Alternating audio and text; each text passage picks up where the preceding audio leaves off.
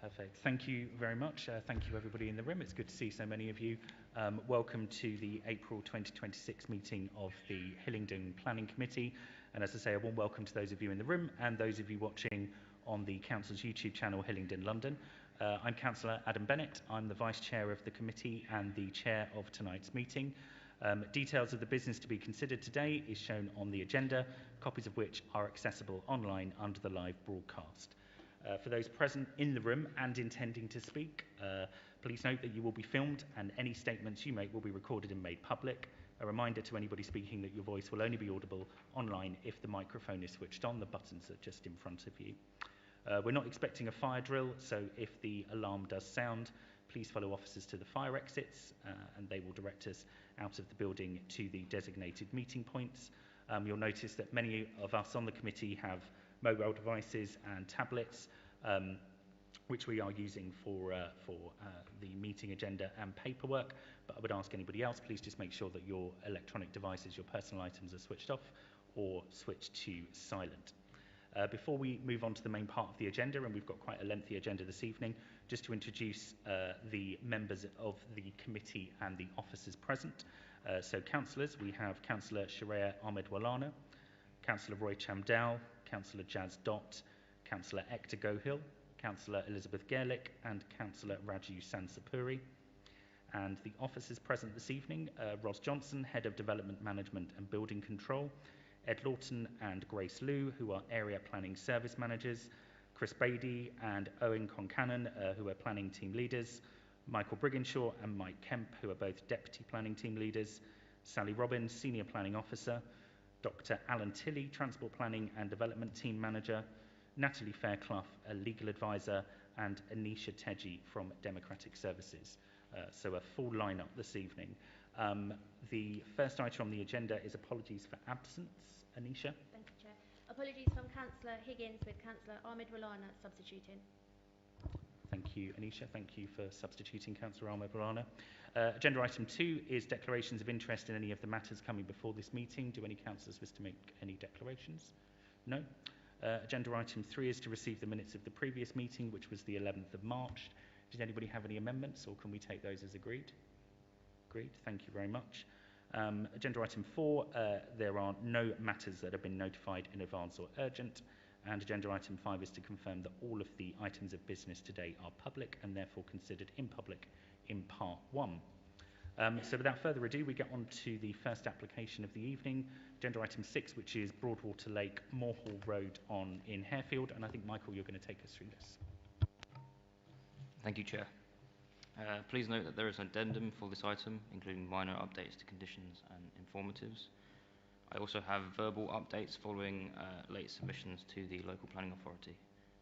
A further written representation was received from the Herts and Middlesex Wildlife Trust on Friday the 17th of April, requesting that a Habitats Regulations Assessment, or a HRA, is carried out in order to ensure that the impacts of the proposal on the South West London Water Bodies Special Protection Area, or SPA, are assessed in accordance with the Conservation of Habitats and Species Regulations 2017.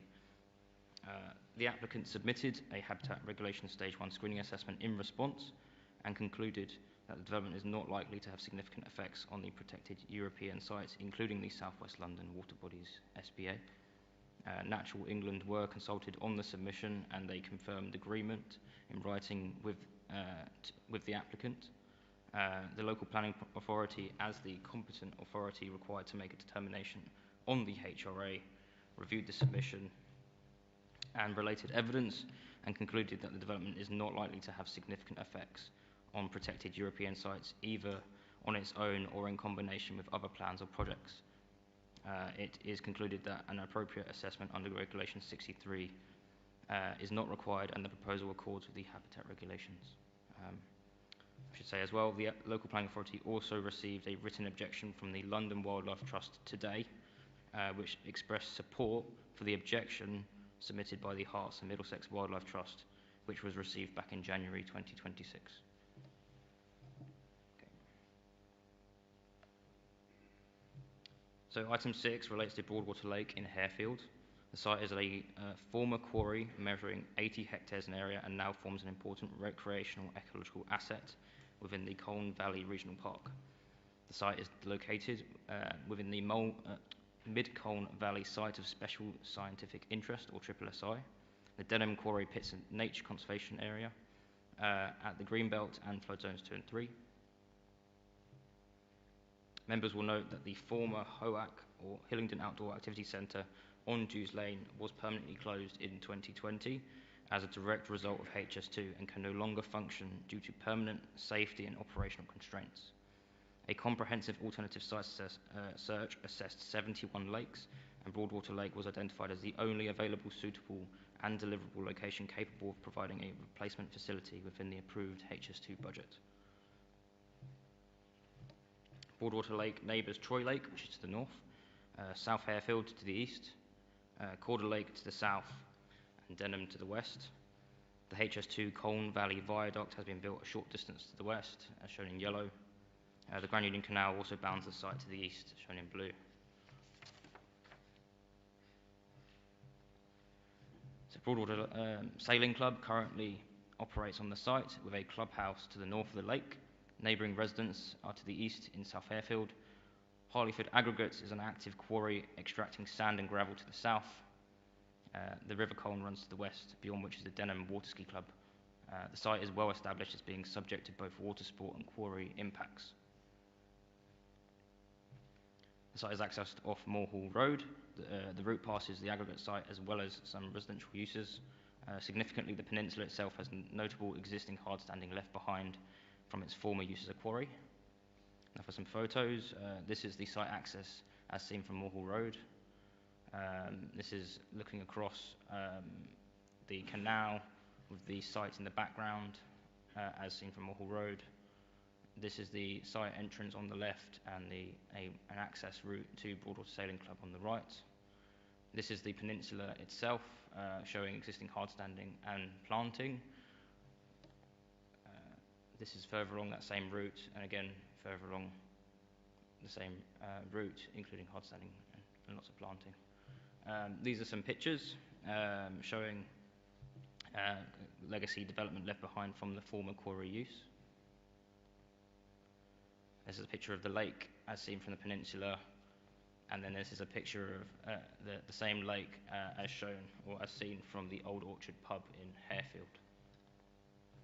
So in terms of the proposal, the application seeks full planning permission for the redevelopment of Broadwater Lake to create the Hillingdon Water Sports Facility and Activity Centre.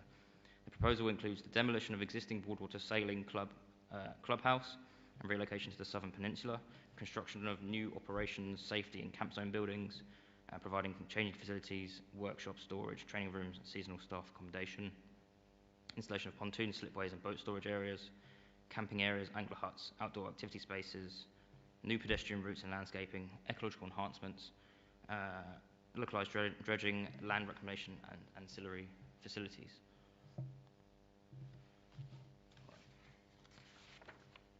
Both water-based and land-based activities are proposed. Water activities include the existing Broadwater Sailing Club uses, as well as the former HOAC uses, which include dinghy sailing, kayaking, canoeing, dragon boating, paddleboarding, raft building, windsurfing and angling. Land activities include use of the activity shelter, outdoor and indoor camping, orchard foraging, caving, environment trading, education, including bird watching.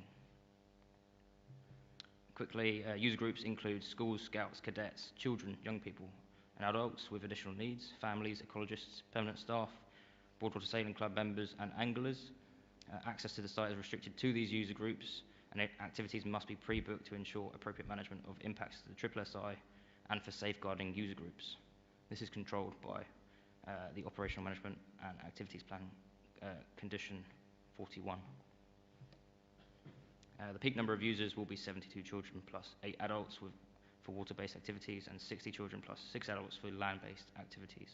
The HOAC uses will run during the spring and summer, between April and September, and the Broadwater Sailing Club uses will run all year round as existing.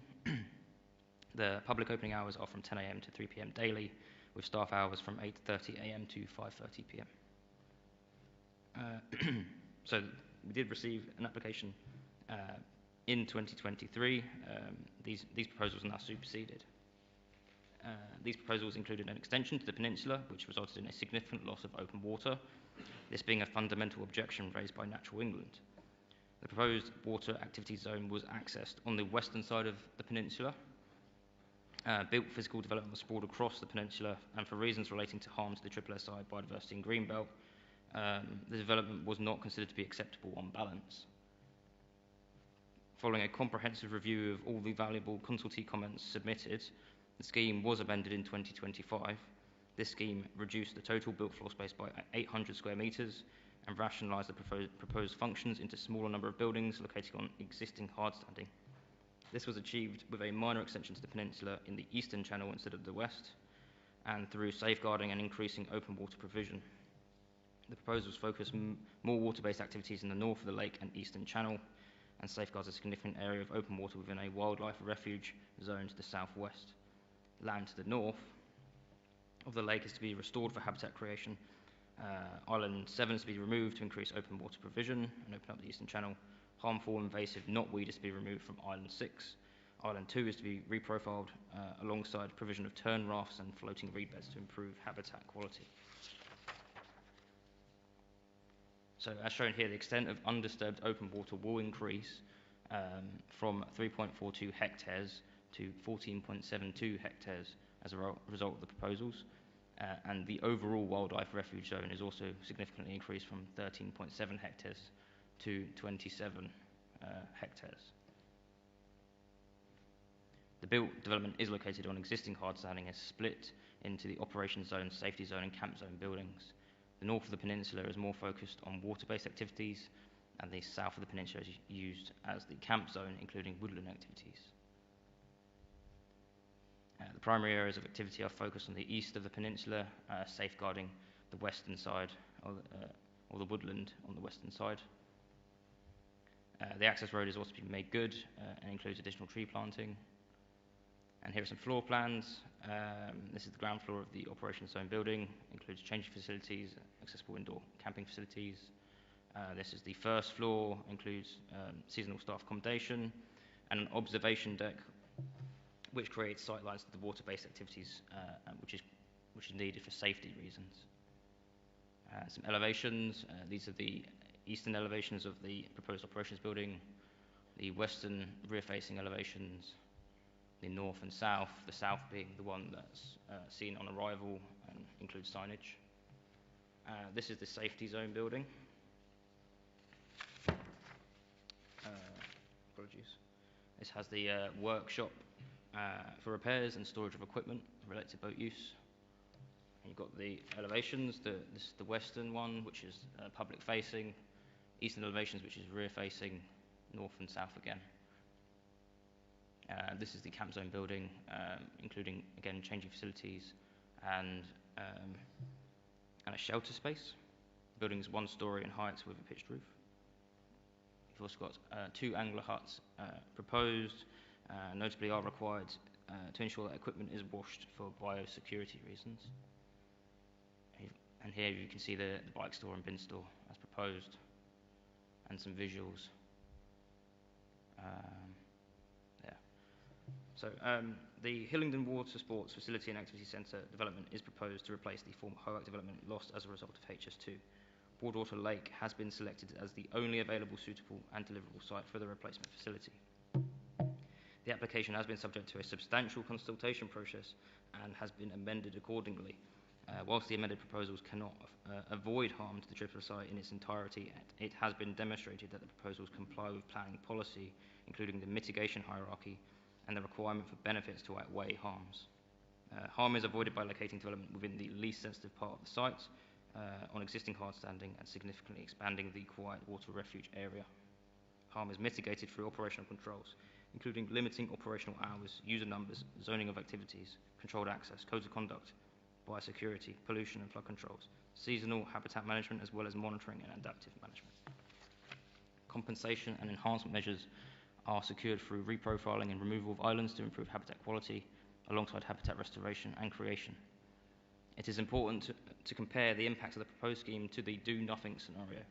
If no development is undertaken, the former HOAC site will remain permanently closed with no viable replacement facility. This would result in the continued loss of outdoor activity provisions for schools, special education needs groups, pupil referral units, community clubs and families.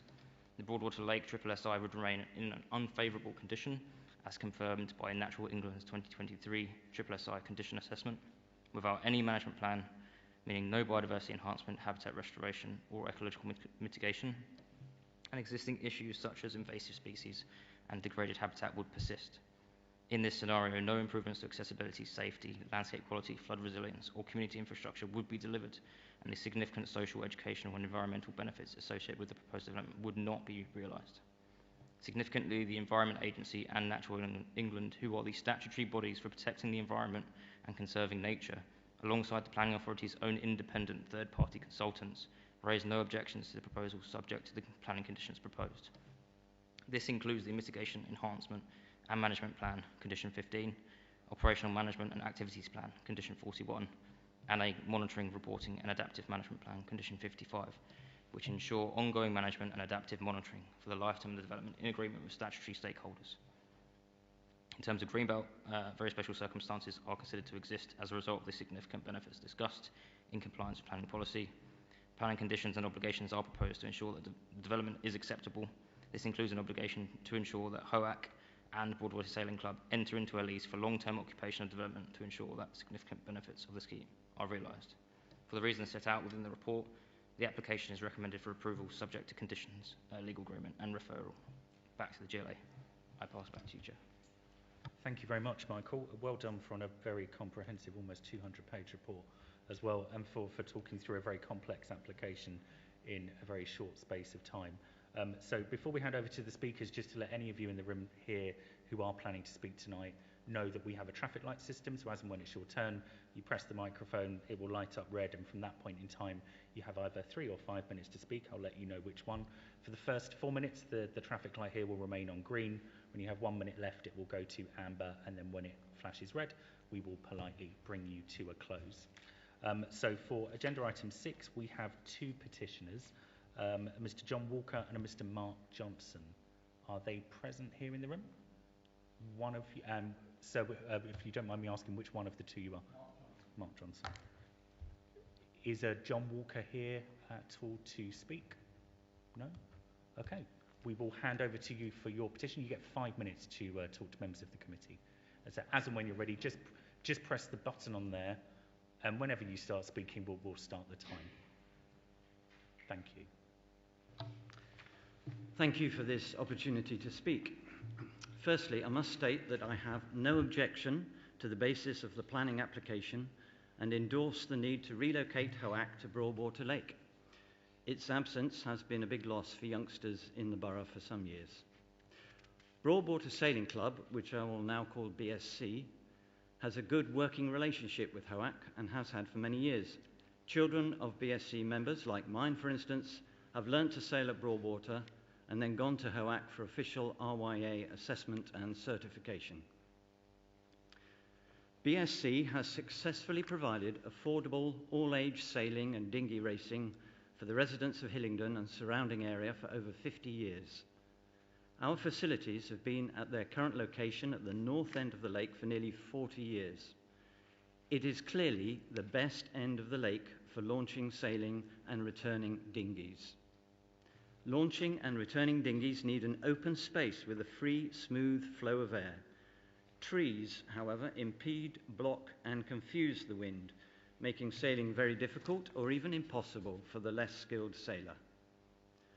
The worst location on Broadwater Lake for launching and recovering sailing dinghies is the southeast corner in a narrow channel surrounded by trees, yet this is precisely where the planning application places the development and our relocation. I can foresee HOAC and BSC young student sailors being very disillusioned in that channel and giving up. My petition seeks to leave BSC in its present position on the north end of the lake, mainly for the following reasons which were on the petition. Number 1, the difficulty of sailing in and out of the proposed launching area, as I've just outlined.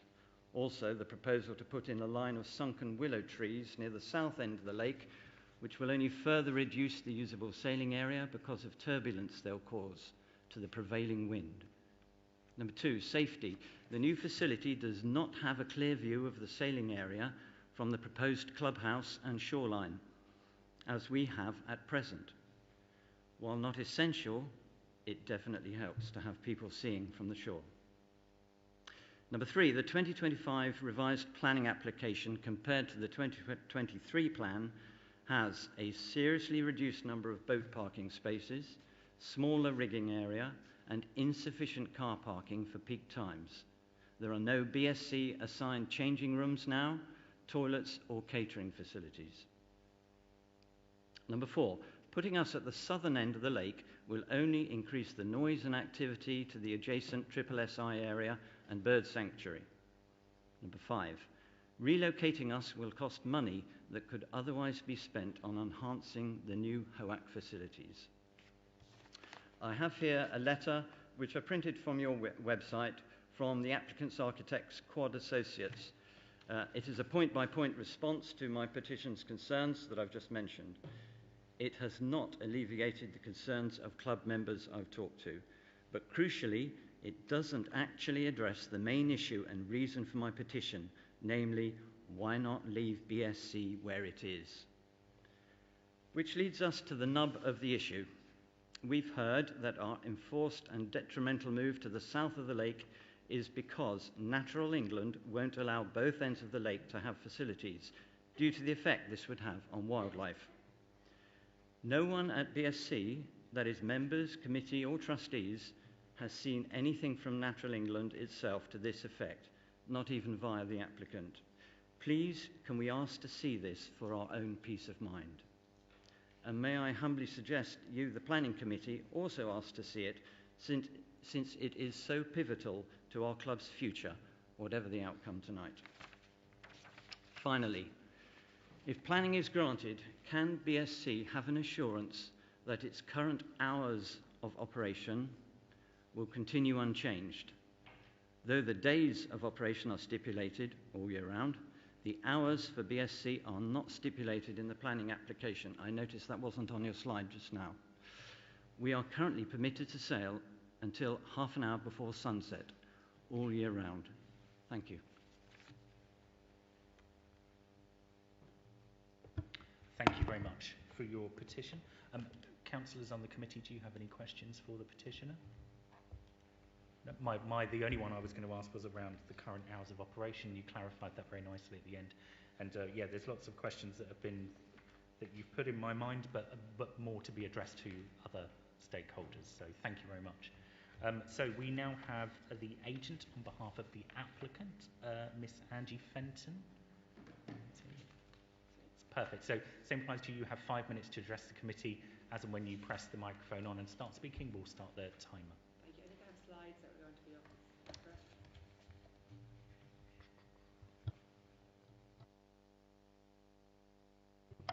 up. Good evening, Chair and members of the Planning Committee. My name is Angie Fenton. I'm a Senior Director at Quad Planning Consultants, and we've been supporting the applicant on this planning application for the past 4 years. Slide, please, Michael. For over 10 years, council officers have been searching for a site that is suitable, deliverable and available to accommodate the displaced HOAC. The alternative sites assessment underpins the entire planning application as required by the MPPF. This is a comprehensive assessment of 71 sites, which concludes that Broadwater Lake is the only site that can accommodate this development for HOAC. This has been reviewed and accepted by planning officers and by Natural England. This is a rare opportunity to deliver a fully accessible and inclusive community facility, alongside substantial environmental enhancements, which will be pioneering and hugely beneficial to the features that make the site so special. By granting planning permission, you will end this long-running site search and allow delivery of a replacement facility for HOAC with a fully accessible development for the whole community. This development should be seen as a positive story for Hillingdon. Slide. Now, from the 1960s to the 1990s, the site was used as a quarry for gravel extraction and processing. This minerals development was originally approved through an interim development order to support a post-war house building drive. This IDO remains relevant and allows quarry operations to restart without the need for planning permission, subject of course to separate consents from Natural England and the EA. In the 1980s, and while the gravel extraction was in full operation, the site was declared a SSSI for its wintering birds. Slide. This site is no longer in use, but has an industrial context with derelict industrial structures dotted throughout the site. if the site was assessed under today's system, it would not pass the test to be declared a triple SI. The most recent assessment of the triple SI was carried out by Natural England in May 2023, and it concluded that the triple SI is now in an unfavourable condition. There may be many reasons for this, but one is that the site is no longer managed. Trespassing is frequent, it's used for poaching, fishing, swimming, and just general antisocial behaviour. Now, the site is covered in hard standing, and the design team has taken advantage of this.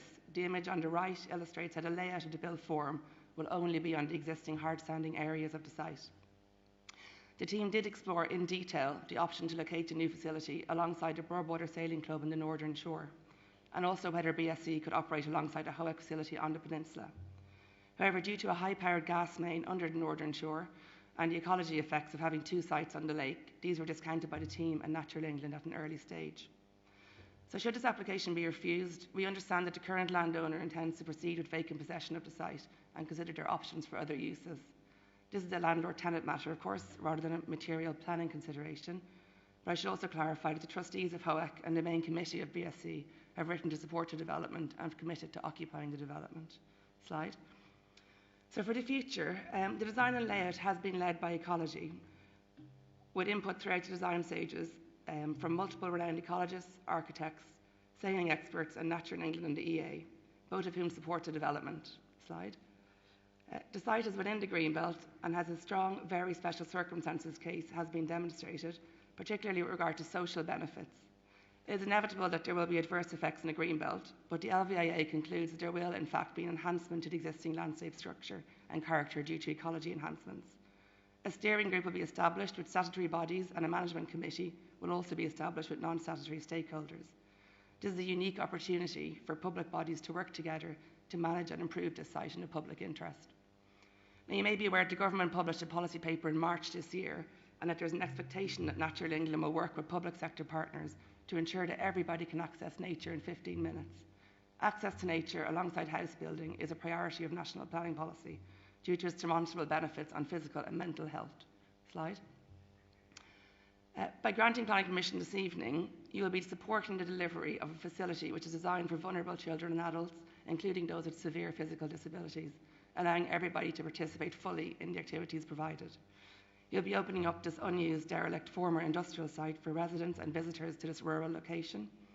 You'll be helping to educate young urban dwellers about nature, the environment and ecology, often experiencing their first visit to a rural location from the city. In the longer term, you'll also be supporting scholars and students of ecology to carry out long-term studies on this site and in the wider Colne Valley. If refused, we'll lose a popular community facility, and the existing issues and deterioration of the Triple SI will persist. Overall, the scheme will strengthen management of the Triple SI and provide clear community and social benefits, as well as beneficial effects on the Greenbelt. We therefore respectfully request that you support your officer's recommendation and vote in favour of the planning application. Thank you. Thank you very much for your speech. Members of the committee, do you have any questions? Councillor Chamdell. Thank you, Chair, and thank you for that. You said in your presentation that you consulted people on the development, one being sailing experts. Did they pick out any possible hazards or harms in relocating the yacht club, or I call it yacht lake?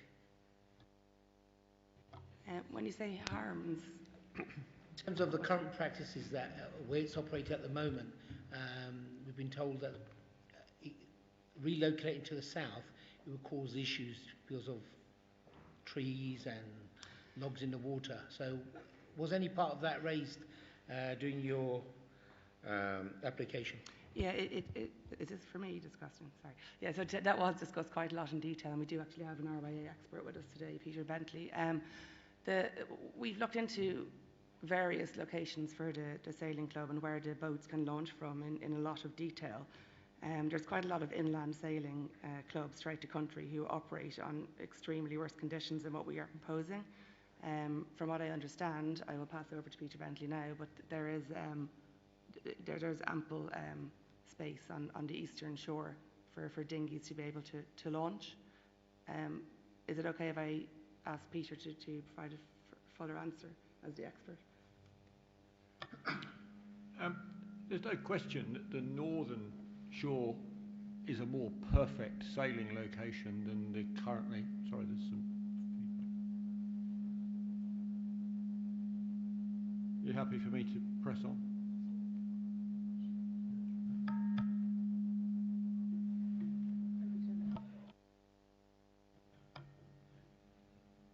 I will try.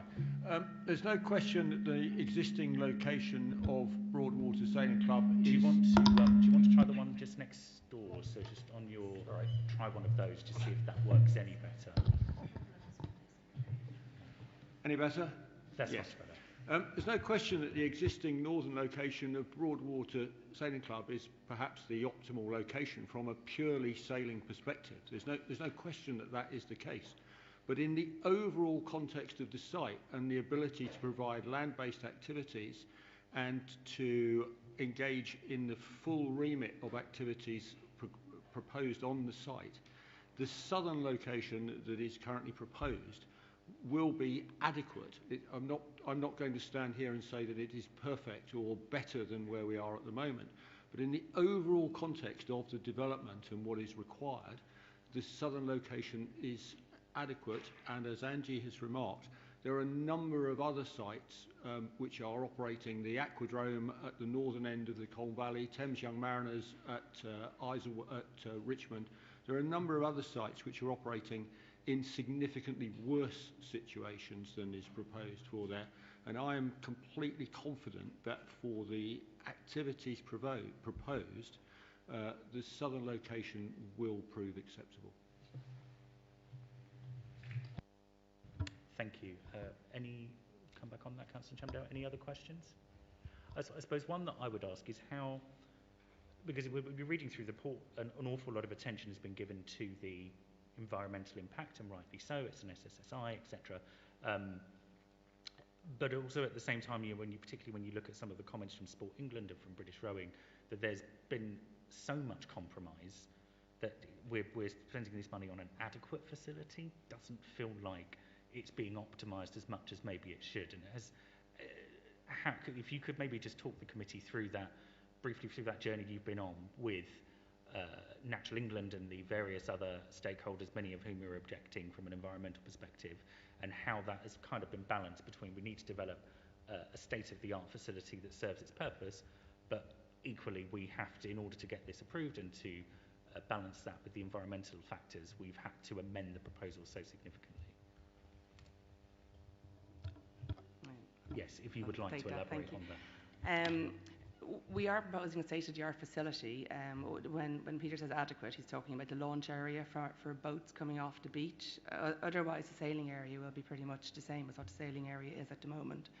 In terms of the building themselves, they really are top of the range, fully accessible buildings, which will be a significant improvement on what how it previously operated from on Jews Lane. And with regard to Natural England, so with a SSSI, in terms of planning policy, the NPPF doesn't prevent development in a SSSI. There's a hierarchy which you need to follow, which we did follow. If developing a SSSI cannot be avoided, which we demonstrated with the comprehensive alternative sites assessment, subject to mitigation and compensation, development is allowed and subject to public benefits and access to nature. So those are the kind of conversations that we have with Natural England. With regard to the previous scheme in 2023, it was always probably a bit too much, to be honest, for a SSSI.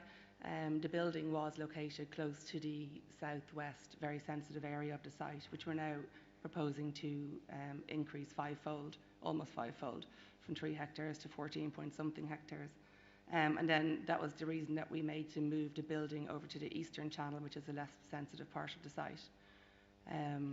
Natural England were quite happy with that. It wasn't that they were demanding that we reduce the scale and size. Once they came and visited the site and saw how poor condition it's in, and understanding the drive from government for them to increase access to nature for children, they started to really support the scheme, and they're quite happy now that people will get to access nature, they'll get to see birds, they'll get to educate, learning and everything else. Yeah, I wouldn't say it's an adequate facility. I would say it's a state-of-the-art, top-of-the-range facility that's being proposed. Thank you very much. Yes, if you'd just like to comment on any final points. If I could just perhaps clarify, the sailing area is essentially the same as it was before and is, in my opinion, exceptional. It's an exemplar facility for sailing in. The issue raised by Broadwater Sailing Club member is about the launching area only, and I maintain what I say, that the launching area will prove perfectly acceptable and the existing sailing area is maintained, and I think that the facility itself will be an exemplar facility for this kind of activity. Thank you very much for clarifying. So the third speaker on this, we have Councillor Eddie Lavery here, the Councillor for Ickenham and South Airfield Ward. You, as you know, only get 3 minutes because you're a pro at doing this.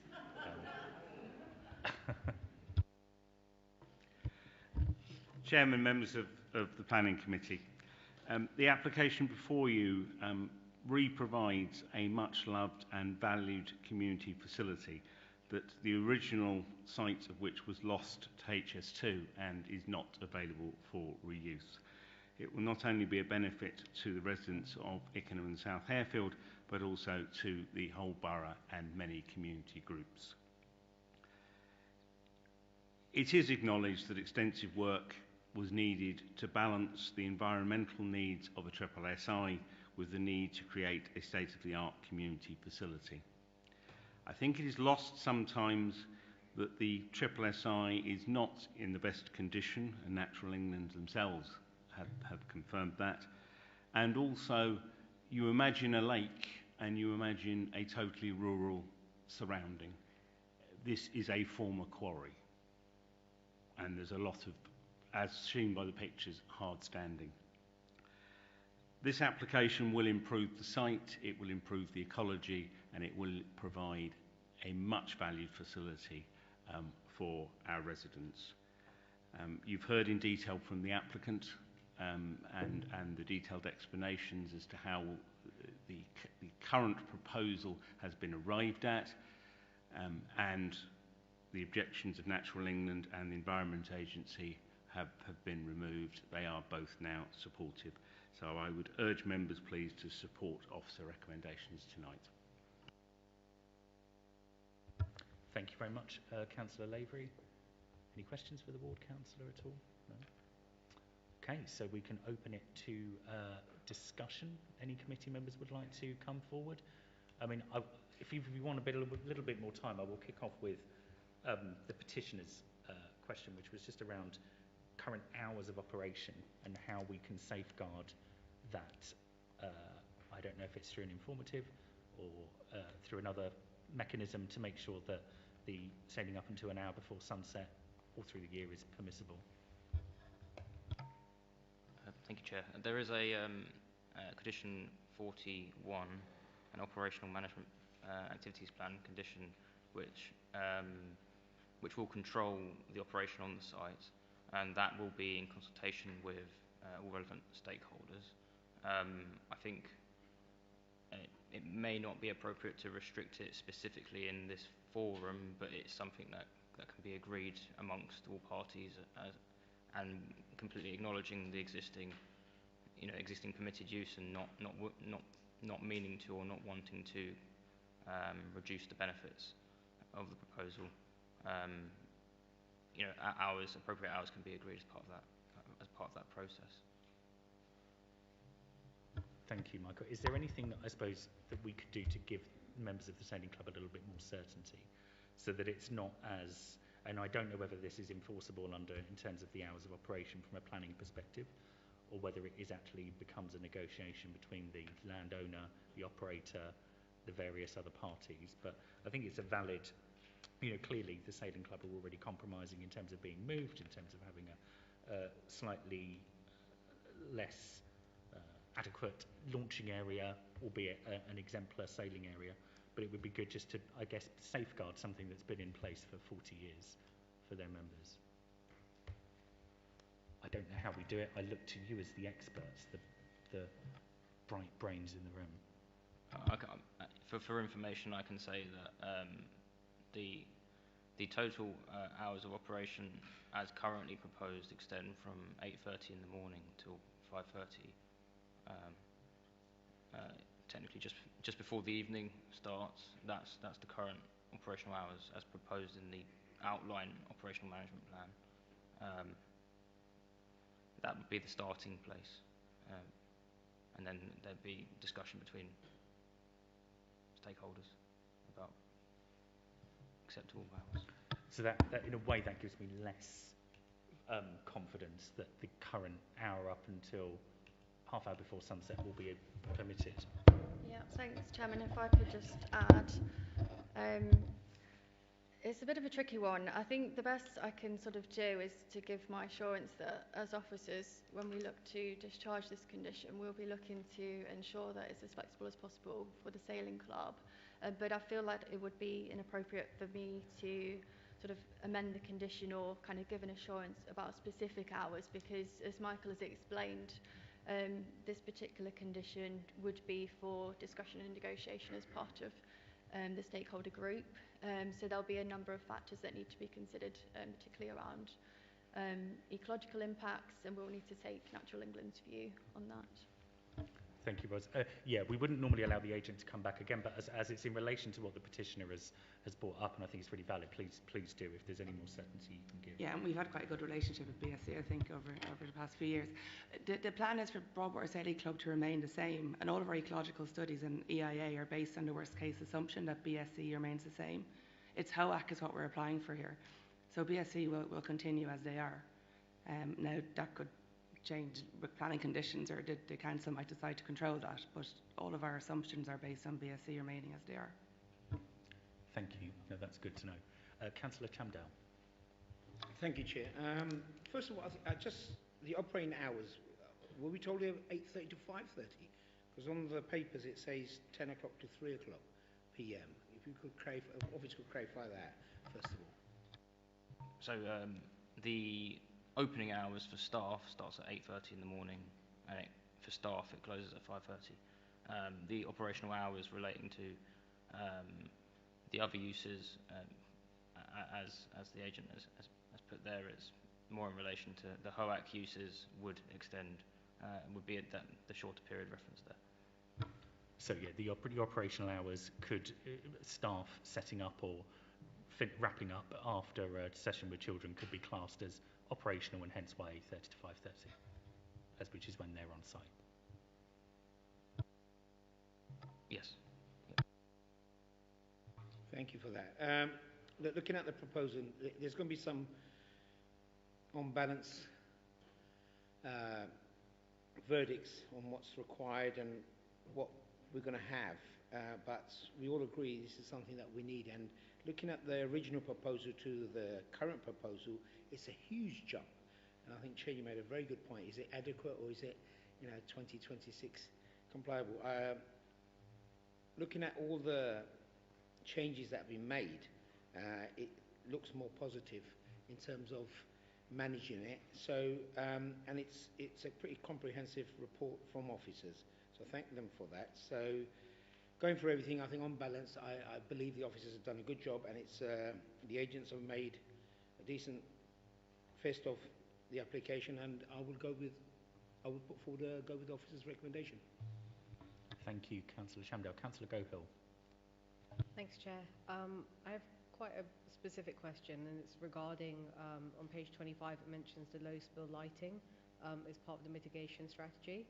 So I appreciate this isn't really a sort of intense, high-intense lighting scheme, and most of the activities are going to take place during the day, but I am also conscious, given the sort of sensitivity of the site, even a relatively low level of artificial lighting can have an effect on wildlife.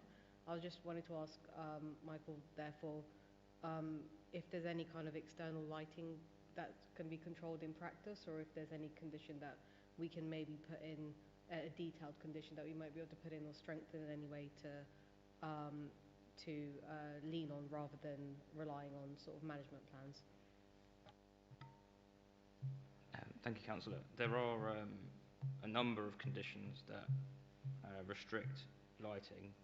I can read them here, or reference them here. Condition 13, which I think you were referencing there, that does make reference to the management plans.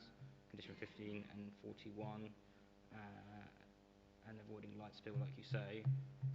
There is also condition, let me find it very quickly, 34 landscape scheme, part C, external lighting, ecological controls and hours. That requires the details of a site-wide external lighting scheme which demonstrates that no light spill to sensitive habitats, including woodland edges, refuge areas and restricted hours of operation, only when the site is in use, and shall include, as applicable, column locations and heights, etc., etc. So there is provisions within condition 34 relating to landscape scheme, and I believe there might also be condition 46, again, details of a lighting scheme, and that is to be submitted to and approved in writing by the local planning authority in consultation with relevant stakeholders, including the Canal River Trust. So there are multiple conditions that ensure that what is proposed here is sensitive to the ecological sensitivities of the site. Councillor Sensapuri. Yeah. Why the Broadwater Lake chosen as a preferred relocation when some other locations are available as well? And what criteria was applied to rule out the other sites, please? Thank you, Councillor. So I suppose we can't go through all 70 of the other sites, but no. I suppose in a nutshell, if you could sort of elaborate as to why this was deemed to be the best of the large number that we went to. Yes. So 71 sites were identified, or 71 lakes. That was shortlisted based on a criteria relating to a number of factors, including site area suitability, whether the site can be secured for safeguarding reasons relating to user groups that need to use the site, also the depth of the water and its ability, whether it's actually suitable or able for the users to actually operate on the site, and viability as well. 5 sites were shortlisted, and that included Bury Lake, the Ruislip Lido, Aldenham Reservoir, Denham Quarry or Summerlees Lake, and then Broadwater Lake. And for the reasons that I've kind of referenced there, all in combination, for example, Ruislip Lido, no swimming is allowed because of the conditions of the water, and Denham Quarry was a solid example of a site that this development was proposed to be located on, but it was unviable in the end because the price of purchasing the site and developing the site well exceeded the HS2 budget allocated for the proposals. So that, like you say, in a nutshell, and in summary, it's a comprehensive exercise that's gone through quite a substantial consultation process, and following that, we've concluded agreement, subject to the legal agreement, head of term number 1, which requires occupation of the site by HOAC and Broadwater Sailing Club, which ensures benefits arise from the proposal. Councillor Gaelic. Thank you, Chair. So we just heard some of the reasons for choosing that location, and I believe one of those were the costs, because they would be exceeding the funding cap.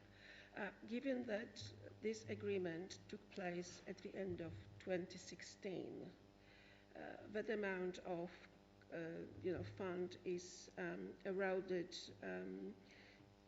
through general inflation, construction costs and consultancy fees, and etc. How confident are we that this project can be finished, considering that the amount is reduced by probably 30% of purchasing power? I mean, my understanding, it's not necessarily entirely material, but as part of my remit, but I understand that the project costs circa 12 million. The budget is 26 million, so there's a fair bit of contingency there to allow for the development to come forward, and that would be accounting for related inflation, etc. And it's good to know that, but I guess also it's kind of an immaterial matter for the committee as to whether the applicant has the funds to see the proposed application through to completion. But good to know. Hopefully we can still get the other half of the money out of HS2. I thought this was a really good application when we were reading through, because if you think of HS2, it has caused nothing but issues for residents in this borough for over a decade, and the irony is none of us actually get any benefit out of it because the train doesn't stop here. And this facility has been closed for 6 years, however long, it now takes, if approved, to be open. It could be a decade without this facility, that I think, very few local authorities get the benefit of having a HOAC and a water sports facility. So I thought it was really good. And as much as, there's clearly been some compromises in terms of, where certain things have to be positioned, that's the balance of it being a triple SI, and the amount of work that's gone into both the on-water and also on-land activities, as well as the protection of the environmental impacts. I thought it was pretty good. Any other questions from councillors on the committee? We are proposed by Councillor Chamdale. If anyone wants to second, now is your chance. Councillor Gohill. Happy to second that, Chair. Thank you. So we are proposed and seconded. Can I have a show of hands in favour of approving this application in line with officer's recommendation? Thank you. Agenda item 6, Broadwater Lake, is approved unanimously. For those of you who do wish to leave the room, we've got quite a busy agenda, so we're going to keep going, but please just leave quietly, and thank you. We now move on to agenda item 7, which is 29 Clamoth Way in Uxbridge.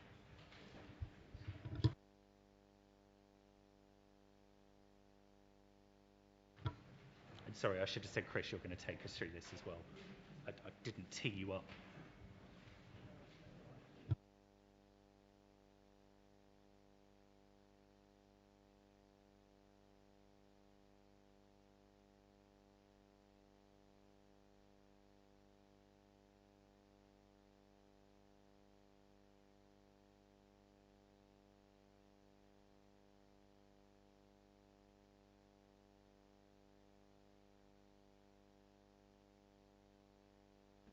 There we are.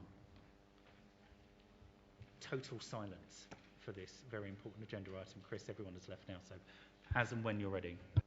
Yeah, apologies, Chairman. I've got so many bits of paper in a small space. It can become a bit nerve-wracking. Thank you, Chairman. Item 7 relates to an application for full planning permission at 29 Clamoth Way. The application is brought before members for determination as a petition and objection to the proposals has been received. The proposal comprises of the demolition of the existing bungalow on site and the construction of 2x3 bed dwellings with associated car parking, amenity space, cycle and refuse stores. I'll take you through the plans. Here we have the location plan. The site is located on the northern side of Clamoth Way, which consists of a mixture of 2-storey properties and bungalows. The site is not subject to any local plan or environmental constraints. The yellow hatching that you see is actually a parking management scheme area. Here is an existing block plan. You'll note that the existing property extends directly up to the shared boundary with number 31, a small separation distance from the boundary shared with number 27. Here we have the existing floor plan and roof plan, the existing elevations,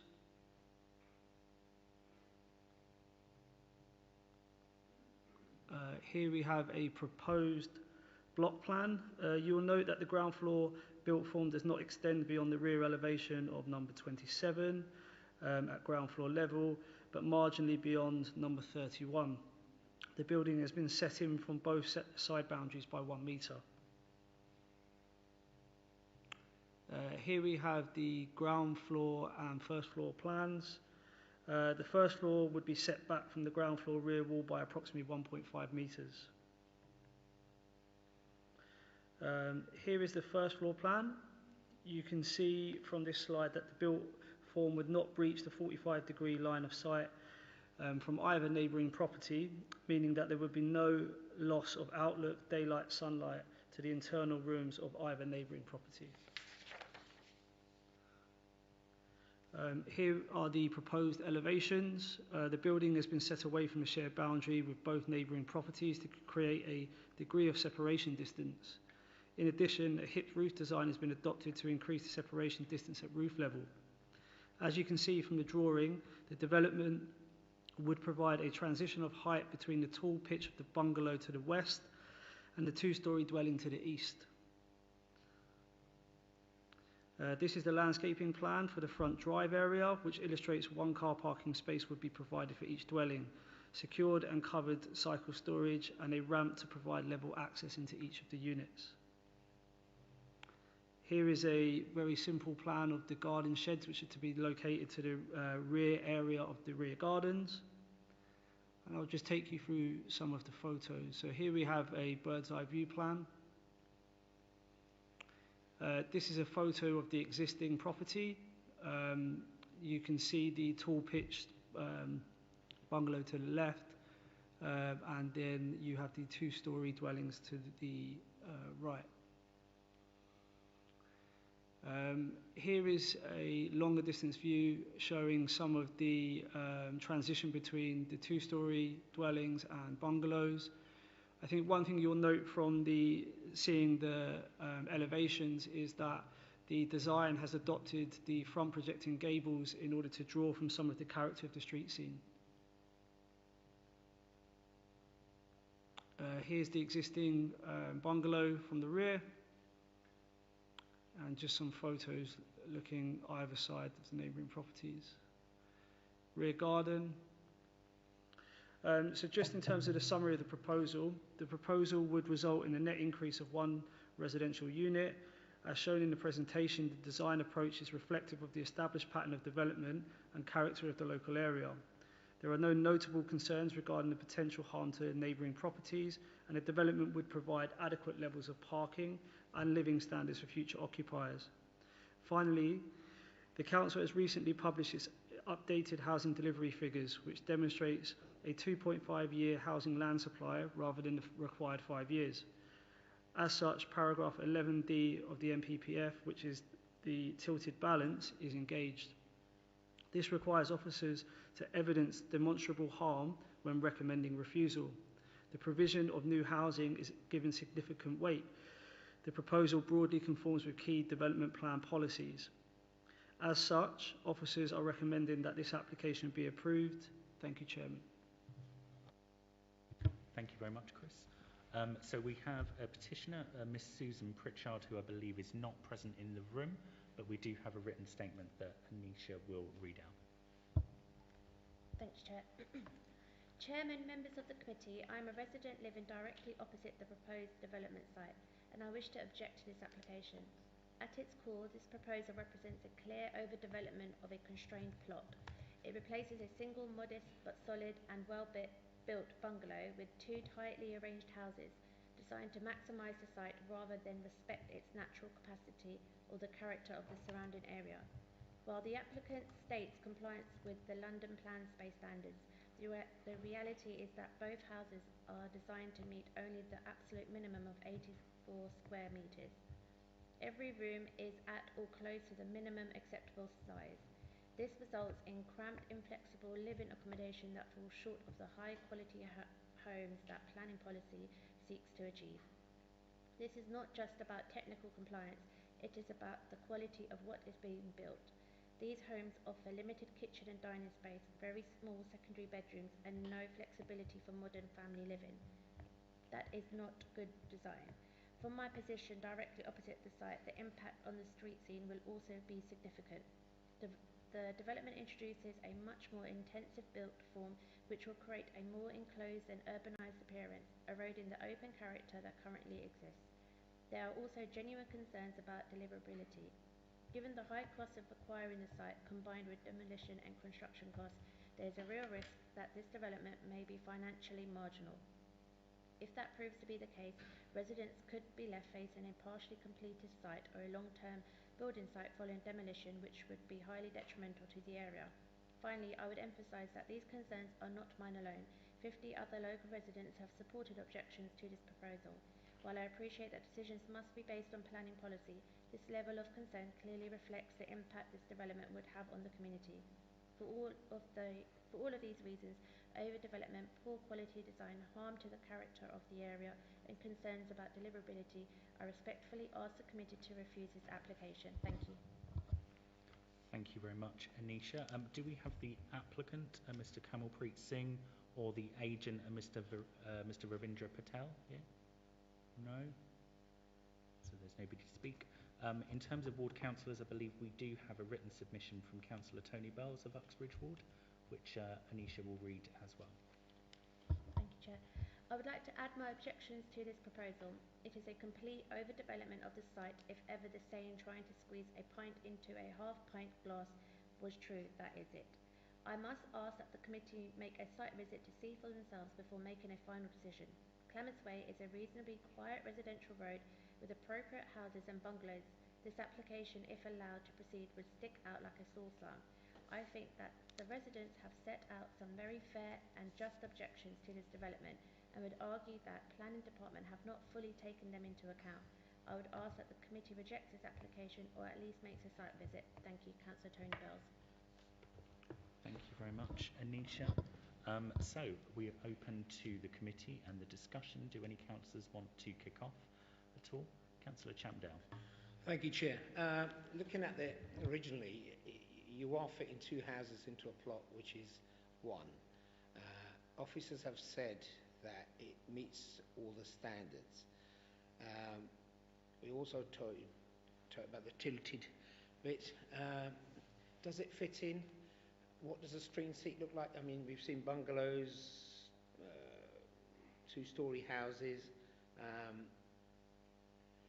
And would a site visit add anything to what we already know? I'm not sure. But going by what officers have said, it meets all the requirements that we need to. If we objected to it, what reasons could we give, and are we confident that the inspectorate would uphold it? I really can't see much there. So with that in mind, I would go for officer's recommendation. Thank you very much, Councillor Chamberlain. I think it's a really good point. I've been looking here on Google Maps, just looking at some of the houses, you know, the petitioners and some of the others on the road. Nearly all of them are two-storey.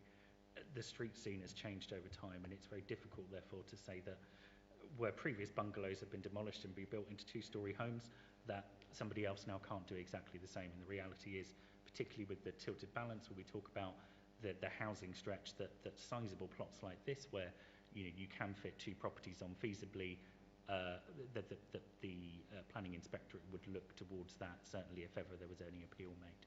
Would any other councillors like to ask any questions? Councillor Dole. Thank you, Chair. I have a question on PTEL rating, just for my knowledge. I believe public transport accessibility levels for this area is 1B, which is considered very poor access. So do you think one space per car is generally sufficient enough in practice? Thank you, Councillor. Yeah, you are correct. The site is actually within an area subjected to a PTEL rating of 1B, so it's quite low. However, whilst PTEL is a useful tool for measuring public access to other methods of public transport and also to local services, this site is actually located directly abutting the Cowley High Road. There is multiple bus routes that run along that road. It's also within 15 minutes walking distance of the local town centres, Uxbridge being one of them, and West Drayton and Useley High Street. It's directly opposite a large open space. There are shops on the corner which also serve Brunel as well. So not only is there sufficient parking on site which would accord with the maximum standards within the London plan, being one space rather than the maximum 1.5 each, there is sufficient access really to all of the infrastructure you'd need for everyday living in order for us to be confident that there wouldn't need to be parking overspill onto the public highway. There is also parking restrictions in place. The existing property would benefit from access to that parking management scheme. So I wouldn't see fit to impose a legal agreement on this development, given the scale of development, to restrict parking on the street, particularly given the number of vehicle crossovers and white bar markings that are along this street, and there's sufficient access to public transport. Thank you. Thank you, Chris. And yeah, as I was just again having a look online, and as much as there are some properties on the street that do have off-street provision for more than one car, there's an awful lot that do just have one off-street space as it is. Yeah. Councillor Gaelic. Thank you, Chair. Obviously, we again in this application we have the need for permanent obscured glass, which obviously this development has impact on a neighbouring amenity. That's why we have it. Because of overlooking, some windows have to be permanently obscured glass in them, and that seems to be sort of common sort of denominator in recent applications. So that's just my observation, because I don't think we can sort of get away from that. Also, I wanted to find out, do we know the bedroom sizes? Because they are not listed in the report. Do they meet the minimum of London Plan standards? Yeah, thank you. Yeah, we wouldn't necessarily put them in the report, but I can confirm that they have been measured.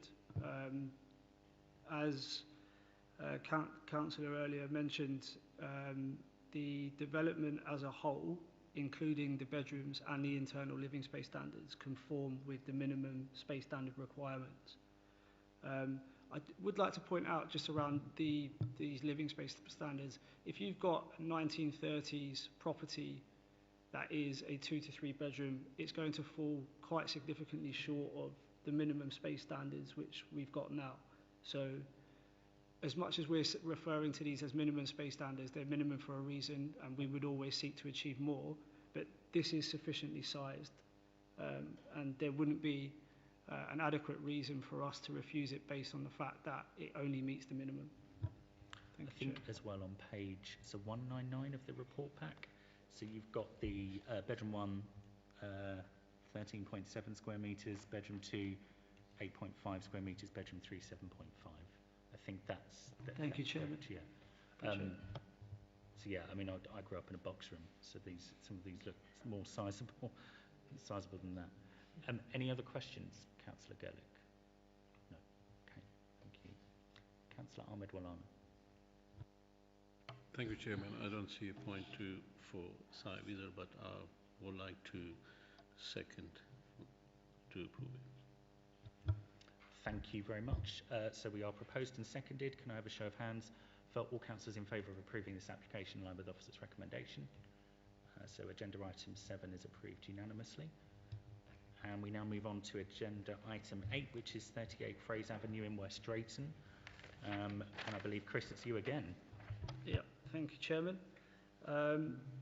Yes, item 8 relates to a householder planning application at 38 Frase Avenue.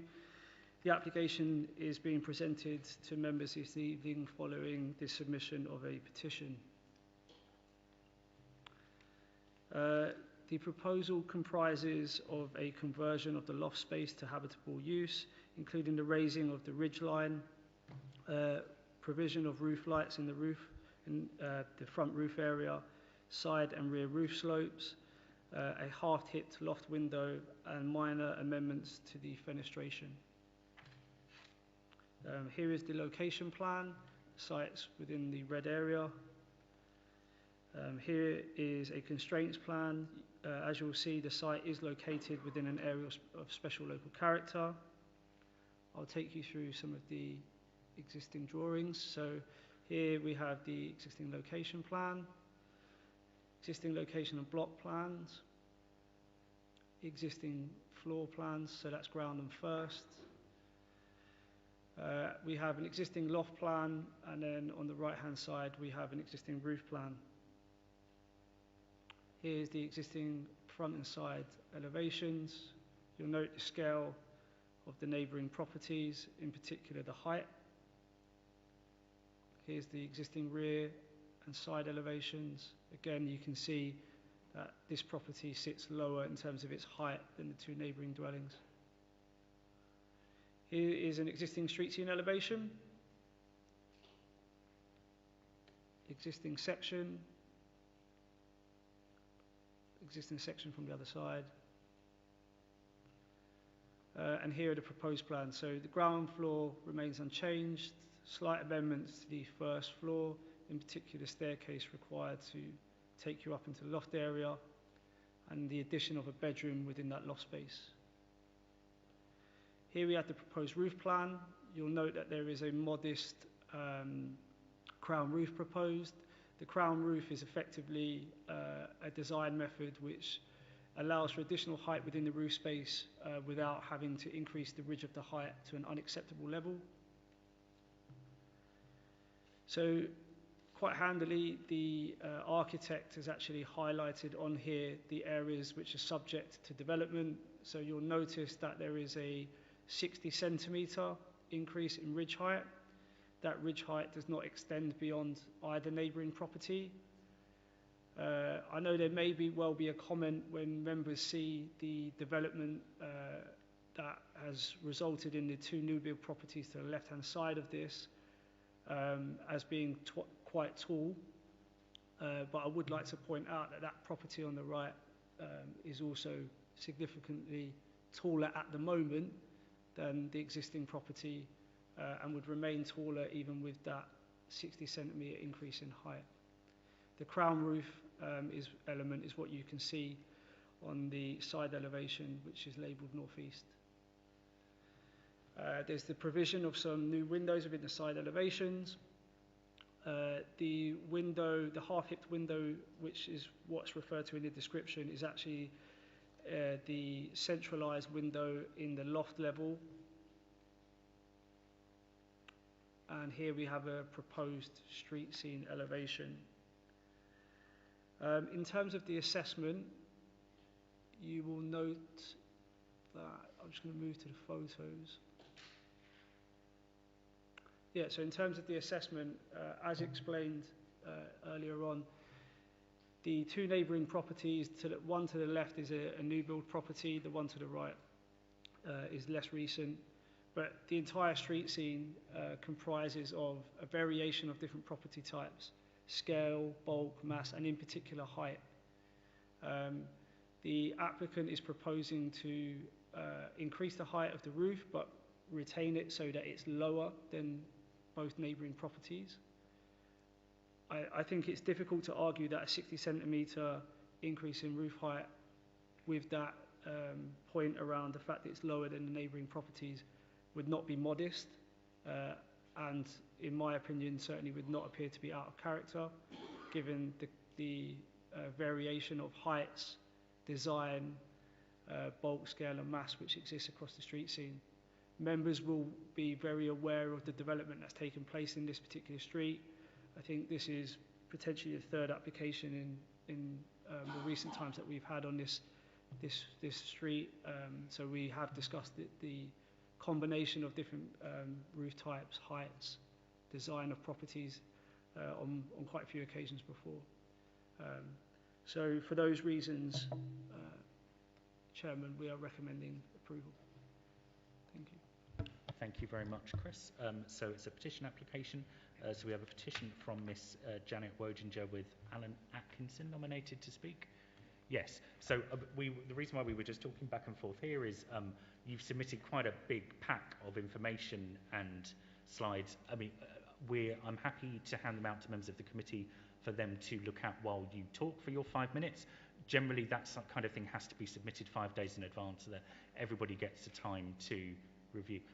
Councillor Sweeting, would you like me to adjourn the meeting now so that we can read through dozens of pages that have been submitted at exactly the time the meeting started? I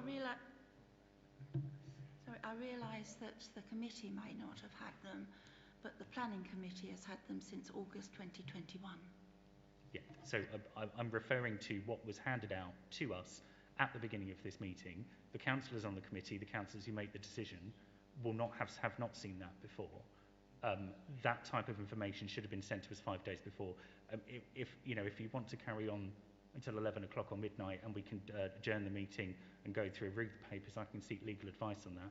My suggestion is, however, that you take your 5 minutes that you're entitled to talk us through your views, and I'm happy for the document to be handed out to the members of the committee to just have a look while they listen to you at the same time, if that's okay. Oh, yeah. Yes, I'm quite happy. That's why I brought them to hand out to tonight. And I'm not expecting you to read that tonight, but there's certain things in my speech that I'm doing here which refers to that document. Sure. So without that, this won't make sense.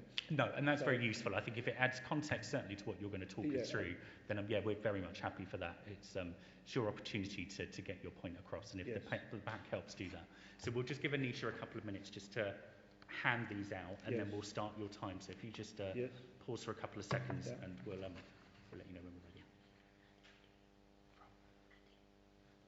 Is that Natalie? Would you like to come in on any of that, or would you agree that that's you've got the kind of show business mic? At the bottom. Oh. I don't think, is it on?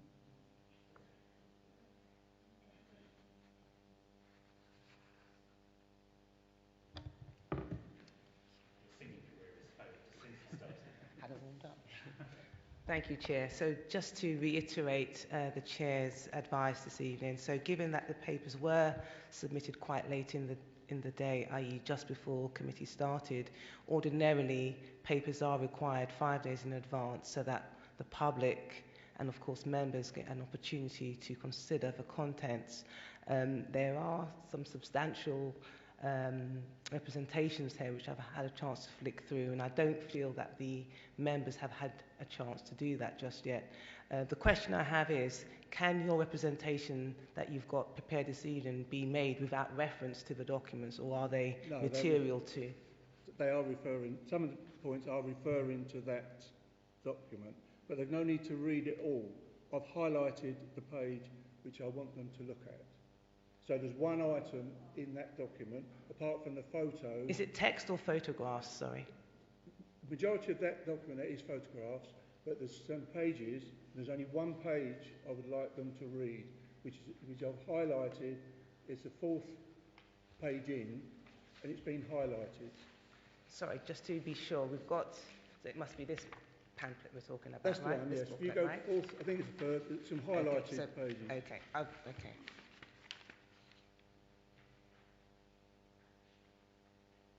This bit here, is it?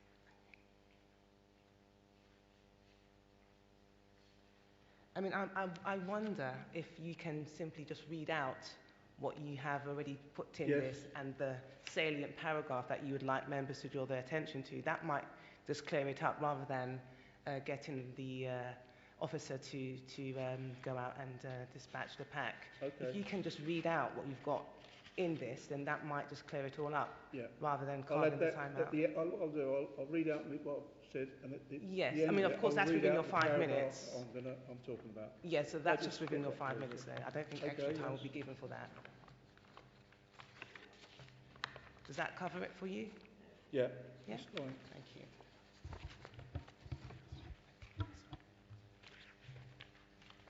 Thank you. So yes, as and when you're ready.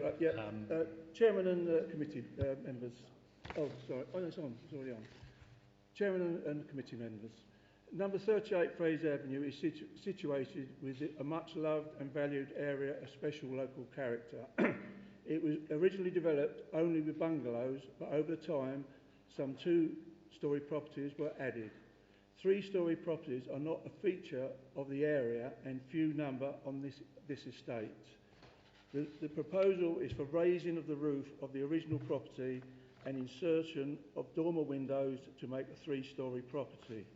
In order to keep the height of the roof to a reasonable level whilst allowing the creation of a 3rd storey, it has been necessary to create a crown roof, which is not an attractive feature and contrary to the policies listed in the garden seat documents you have before you. And I'll read that piece out now rather than at the end. Significant changes to original roof structures, for example, shape or pitch, that would have a detrimental impact on the appearance of the building or pair of buildings will not be supported. Crown roofs are not a feature of the area and are unlikely to be acceptable. Then I'll carry on. The property next door at number 40 was allowed roof lights retrospectively, but not originally. No dormers were allowed at all, and it should not be used as a precedent for allowing a raising of the roof and creation of dormer windows at roof level for number 38. If this allowed, it would create a precedent for third-storey developments that would completely change the character of the garden city. Crown roofs are a contrived device that are not part of a natural design like hip or gable end roof. They are not attractive or characteristic of the garden city and would be detrimental and harmful to the special character of the garden city. In Hayes, the railway conservation area lost its designation because the permitted development, extensions and changes made by residents transformed the area so much that the original character was lost. We do not want this to happen with Garden City and therefore ask of the residents, on behalf of the residents, that the committee refuse this application, which will be contrary to the aims of the designation of the area of special character. Thank you. Thank you very much. And do we have any questions from councillors on the committee for the petitioner at all? I suppose the point that I will make, and I guess it will come up later, is because I think you make a really valid point around how the area has changed over time and its design. You know, it was bungalows, garden city. Progressively, more and more of these developments have been allowed. I think a lot of them are appeal, not approved originally by the council. But the two properties either side are three-storey dwellings, which makes it really difficult to say that this shouldn't be allowed. Could I say something else? Yeah. Yeah. The photos, the gentleman said that it's a single house next door, but that's not. That pair of houses to the left is one house. And that house there has set the precedent for all of the other for all the other houses being built. We're concerned. The pictures there show, yes, all of the photographs are of high ones, but the ones there, look, just to the left-hand side of it, past the large bridge house, are bungalows, chalet bungalows. They're all chalet bungalows or bungalows. That is, which has set the precedent, is that big house, which the gentleman said it's one house, and that was passed. Say it was, I don't know, 10 years ago. It's still not finished now, and still no one lives in it, and it's just empty. It's been empty for at least 7 years, and the precedent has been set by that house. And this is what we're trying to fight. We don't want other houses, because there's other houses coming on the market now because of the Elizabeth line, that we will lose our area of special character. It will be overbuilt like those three in this application. That's all I want to say. Thank you. Councillor Gohill, you have a question for the petition. Thank you for your petition. I understand what you're saying, and I understand what you're saying about the bit that you don't like being in layman's term, the sort of rectangular bit coming out. Up the road at number 50, the same thing has already happened. Which number did you say? Number 50. So I've got an image up in front of me of that house, and it's again a bungalow, a sort of triangular pitch roof bungalow of the sort, and it's got, again, in layman's terms, a rectangular bit sticking out from the right-hand side, almost identical to what the application is suggesting, albeit it's before the pitch roof. I wonder, in your view, has the precedent not already been set? Therefore, yes, it's been set. That's why in that photographs, there's more chalet bungalows and bungalows than there are three-storey houses in the pack that I wanted you to see. And the pictures there show it there. The one at the bungalow at the end, which I think is 56, is a single story. Next to it, 54, is a chalet bungalow. The next one is a house. The next one, again, which one you must be referring to, is a bungalow. Thank you. Thank you. So we move on to the applicant, Jalil Reza, or the agent, Mr. Michael Oakes, if either of those are in the room and wish to speak. No? In that case, Councillor Jan Sweeting of West Drayton Ward, we give you your 3 minutes, as well as another expert that can do it in shorter time. Well, first of all, can I declare a non-pecuniary interest because I live on the Garden City? Chair and members of the Planning Committee, I speak in support of the petitioners and refute point 1.5 of the executive summary that the proposed development would not harm the character and appearance of this area of special local character. It will. The area of special local character awarded to the Garden City is only one of a very few within Hillingdon. Its residents have worked hard to keep it so, as can be demonstrated by the detailed and comprehensive report on this, which was complied by its residents and first submitted to the Head of Planning in August 2021. This report listed and emphasised a number of recommendations and rules to keep this unique area safe from overdevelopment. This included the following, which this proposal fails to meet. Extensions should only be permitted where they are subordinate to the main building. Front extensions should be modest and in keeping.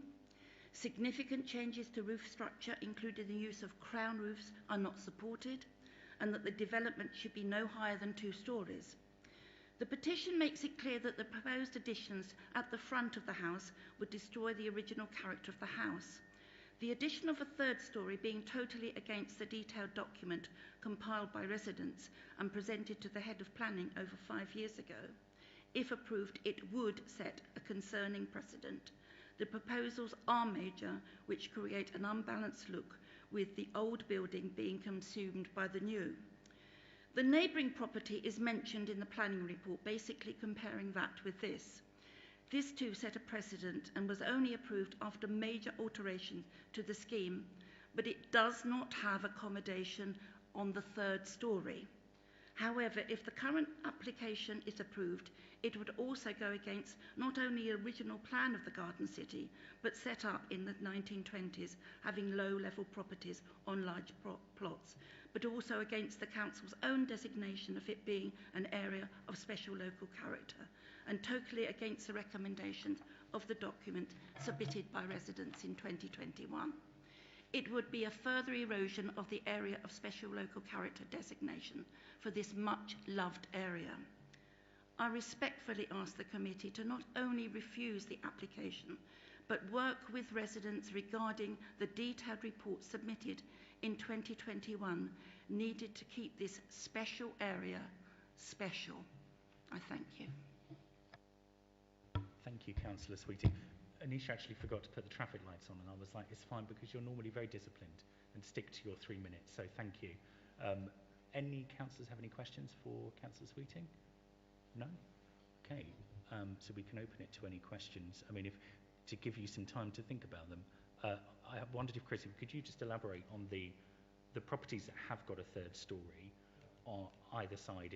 How did that come about? Was it by us? Was it at appeal, etc.?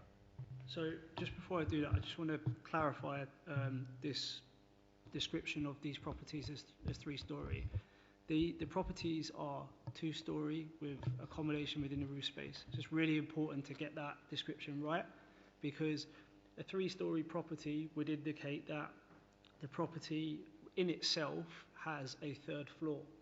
And I know that can be difficult to gather when you've got windows and floor-to-ceiling heights which are similar to those of the lower floors. But if you added a loft conversion to your property, you are not necessarily increasing the ridge height, which means you're not actually adding an additional story to your 2-story property. Yeah. So these properties are 2-story with accommodation within the roof space. The properties in which you're referring to, I also think I need to just address the description of what was constructed next door. There are 2 properties. They may not have been fully completed, in which case they may not have dividing fences, etc., to divide the front garden areas up.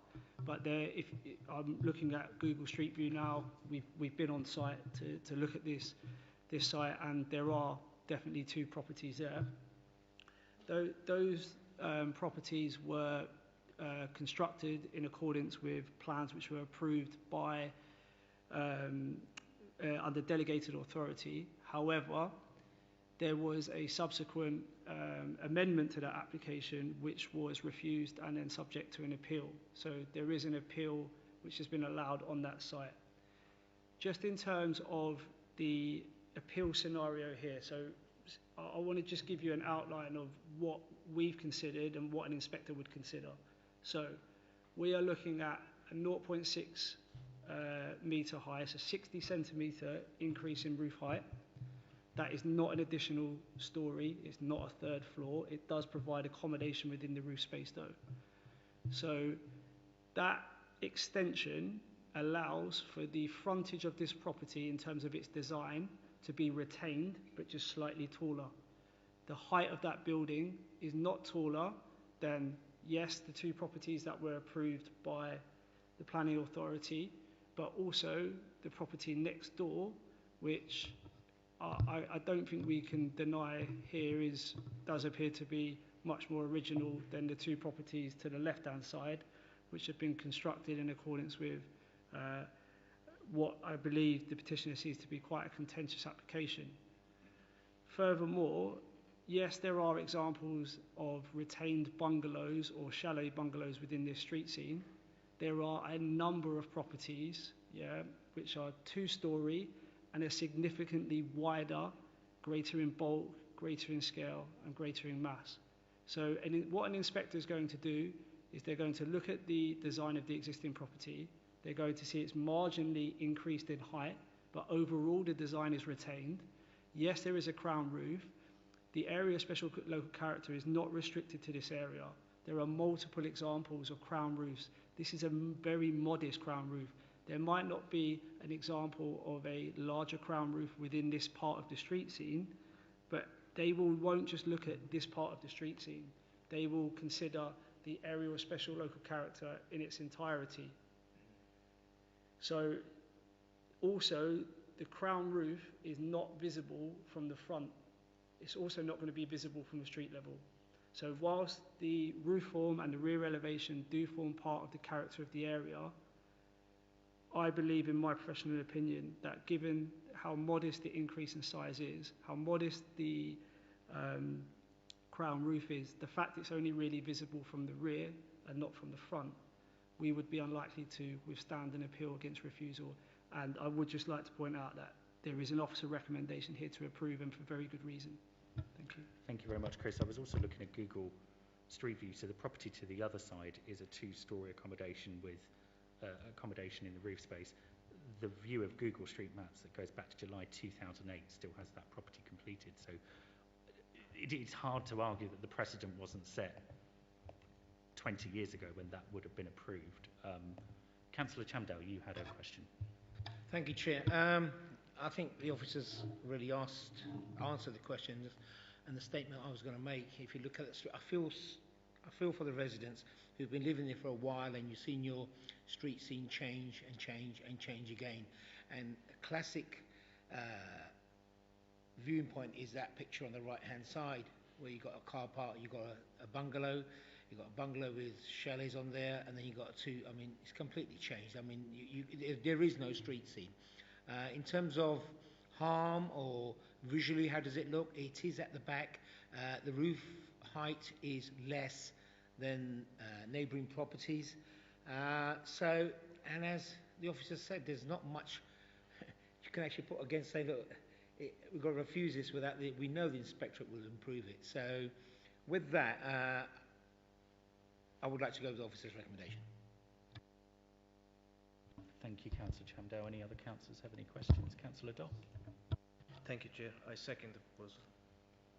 Thank you very much. No, I think I completely agree with the petitioner and Councillor Sweeting in terms of what you say about how the area has changed over time. But the precedent, I think, as far as the inspectorate who would hear any appeal, it's kind of been set with this accommodation in the loft on the 3rd floor. Yes, if it's very, very brief. Could you put the microphone on? I'm contradicting what the gentleman said. He is saying that the house to the left, as you look at it, the yellow houses, that is one house. That is not two houses. It's joined together and there's only one front door. And that was what was passed 10, 11 years ago, which has set the precedent for this, what we're getting now. Yeah. This, and I appreciate what the gentleman's saying about, I've called it a three-storey house. I know I'm incorrect. It should be a two-storey house with rooms in the loft. Yeah, and I think that's a fair point, is whether the house on one side is one house or two houses. I guess in the context of when we're discussing accommodation in the loft is largely irrelevant. The property on the opposite side, which is still there when I look online, going back as far as 2008, that is there with accommodation in the roof as well.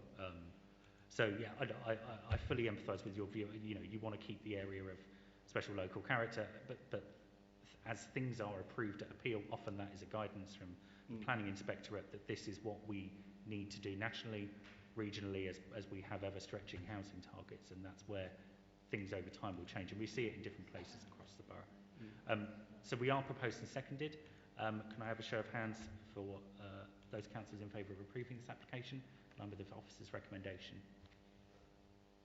Okay, that agenda item 8 is approved unanimously. We now move on to agenda item 9, which is the land at Rainbow Industrial Estate on Trout Road in Newsley, and I think, Mike, you are going to talk us through this one. Thank you, Chair. So this application is at the Rainbow and Kirby Industrial Estate site in Newsley. So the application seeks planning permission for the residential redevelopment of the site to provide a mix of residential, commercial and industrial floor space, as well as new areas of public open space. Just before working through the report, there are a couple of corrections that I'll note. It should be noted that the heads of terms section of the report should include the stated contribution towards public open space, which is set out in section 7.110 of the report, and the carbon offset contribution, which is set out in section 7.181 of the report. I'd also note that there is reference within the fire safety and civil sections of the report to reserve matters applications, so this is a typo, and for clarity, the application's a full application, so the references to reserve matters applications are not relevant in this case. So this is the site location plan. So the site consists of the Rainbow and Kirby Industrial Estates, which occupy a large area between Newsley High Street and the Grand Union Canal. The site includes a currently vacant frontage facing Newsley High Street, and frontages adjoining Trout Road to the west and St Stephen's Road to the east, as well as the frontage to the canal towpath to the south. This plan here shows the demolition of all of the existing buildings on the site. So the site includes various light industrial buildings which are used for vehicle repairs and servicing, as well as a small single bungalow and a former industrial building facing St Stephen's Road, which is currently in use as a masjid. This organisation are actually moving to a new premises in the High Street very shortly. So this is an aerial view of the site. So the southern section of the site is largely open.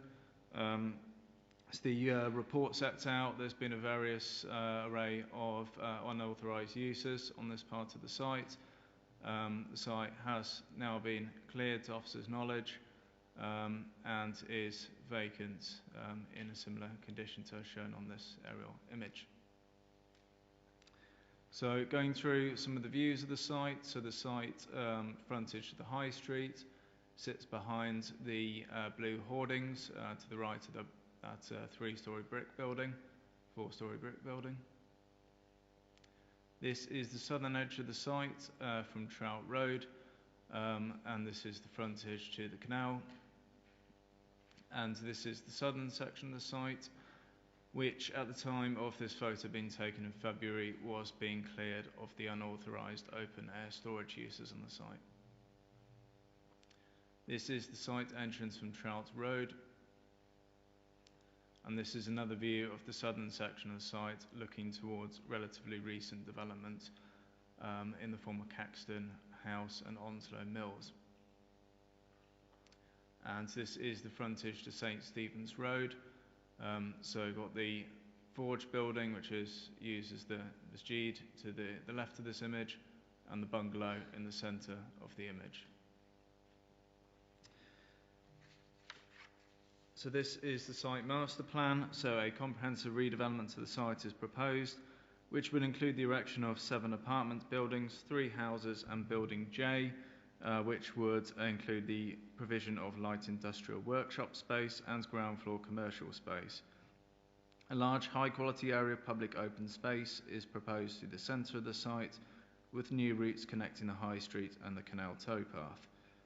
2 access points, vehicle access points are proposed via Trout Road and St Stephen's Road. In total, 62 car parking spaces are proposed. The majority, which is 55 spaces, would be disabled spaces.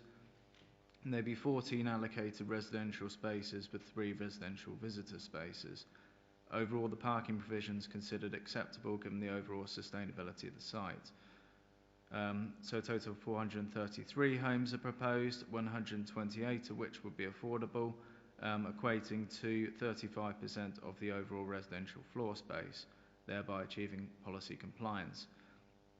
The principle of a residential-led redevelopment of the site is compliant with the site allocation policy and would provide a significant contribution towards addressing local housing needs, giving weight to the Council's shortfall in 5-year housing land supply. The proposals would provide an increased quantum of industrial floor space on the site relative to existing provision, whilst providing new commercial space which would add to the overall vitality of Useley, West Drayton Town Centre. I'll now work through some of the elevation drawings for the site. So this is building A, and these are the floor plans for building A. There is a later slide which shows the 3D visual massing of the development, which is perhaps more helpful to put these elevations into context. These are buildings B1, B2 and B3, which are in the centre of the site. And this is the ground and first floor plan for these buildings. D1, D2 and D3, which are also in the centre of the site, and the floor plans for these buildings. Building C, which sits at the site entrance adjacent to Trout Road, and the floor plans for this building. Building E, which sits in the south-east corner of the site, adjacent to St Stephen's Road and the canal frontage. Floor plans for Building E. Building F, which is one of the larger 2 buildings facing the canal. You see the floor plans for this building. Building G, which is the largest building on the site, which sits on the corner adjacent to Trout Road.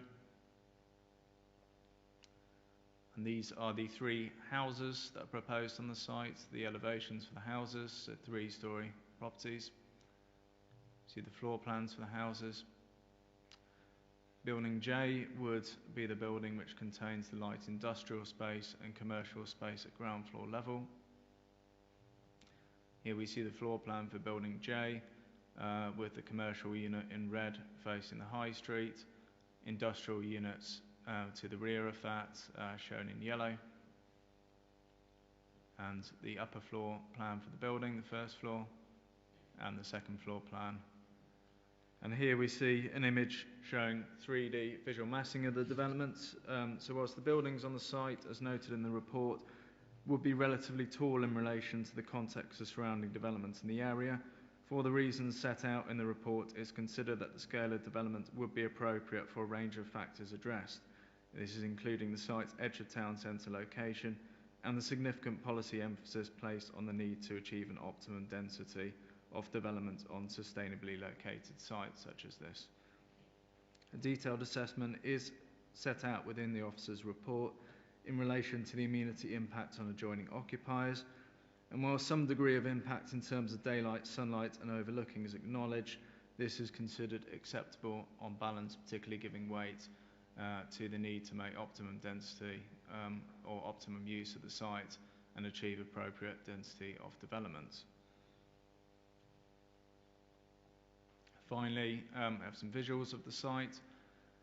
So these are the 3 blocks facing the canal frontage, and then a CGI of the central area of public open space. And finally, an illustrative CGI of Building J and the new frontage to the High Street with the commercial unit at ground floor. So to conclude, the redevelopment of the site will provide significant benefits in terms of bringing forward the redevelopment of a neglected and prominently located brownfield site to provide 433 homes alongside replacement industrial space and high quality commercial space, as well as public open space and improved connections between the town centre and canal. So development is considered to be compliant with the local plan, London Plan and NPPF, and is recommended for approval subject to the conditions set out in the report and the completion of a Section 106 agreement and the relative heads of terms set out. Thank you, Chair. Thank you very much, Mike. Councillor Gohill. Thank you. I think this is quite a significant scheme. It really does change a lot of the waterside front of the Useley area, and there's a lot of important sort of considerations to be made around the height, design, and delivery. But actually seeing the plans, I'm convinced that these have probably been assessed, and subject to our Section 106 conditions being put through. I'm happy to move officer's recommendation on this. Thank you very much, Councillor Gohill. Councillor Chamdale. Thank you, Chair. Yeah, it completely changes the outlook of what we see before. It's good to see that officers have found that some of the bins are more than 10 metres away, so a caretaker would be needed. I've never seen that before. So well done, officers. I'm happy to second it. Thank you very much. Any other questions from councillors at all? I mean, it's a really good point. I mean, I drive past this site all the time. Long kind of derelict, for want of a better term, prime location right by the Elizabeth line. Lots of green space proposed right by the canal. It's a really nice place to go walking and to live, where there's also been a lot of residential development nearby. And I think, we haven't made the point tonight, but we were talking about it earlier. If you think of the challenges that are being placed on us nationally, regionally around greenbelt development, where you've kind of got former industrial sites here and brownfield sites that can be redeveloped, I think it's really good. So can I have a show of hands for all officers in favour of, all councillors in favour of approval, aligned with officers' recommendations? That is approved unanimously. Agenda item 9. We move on to agenda item 10, which is Aenddale Drive in Hayes, which is a very familiar application, Mike, I feel last month, the month before. So this is just the reserved matters piece, so I guess if you could just keep to the specifics of what we're considering this evening. Over to you. Yeah, thank you, Chair. As noted, this application is at Aenddale Drive in Hayes. It is a reserved matters application for all remaining phases of development at Aenddale Drive. As noted, members will be familiar with the plans as they're relevant to the Section 73 application that was presented to members last month. So this sets out the detailed design approach for the development on the site. Affordable housing provisions unchanged at 53%. The number of dwellings is also unchanged. So this is the site location plan. So the area of site outlined in red includes the 3 existing tower blocks, areas of landscaping and covered parking. So the site does not include Phase 1A of the development, which is an apartment building which is approved under the detailed elements, which is completed and occupied. So this is a satellite view showing the site, the existing tower blocks on the site, areas of landscaping and parking. And this is a view of the site from Aenddale Drive. Phase 1, which has been completed, is located on the left-hand side of this image. You see the existing blocks here. And the view from Hillingdon Road and Aenddale Drive. View of the play area, housing and parking This is the view from Hitherbroom Park looking towards the site. So this is the proposed site plan. So the Section 73 proposals were subject to a series of parameter plans which established principles relating to the siting of development, building heights, access, provision of landscaping and public open space. So the site layout before you would accord with the approved parameter plans. A layout of apartment buildings and two-storey townhouses is proposed, providing 266 homes overall, and this aligns with the quantum of units and density proposed under the Section 73 application.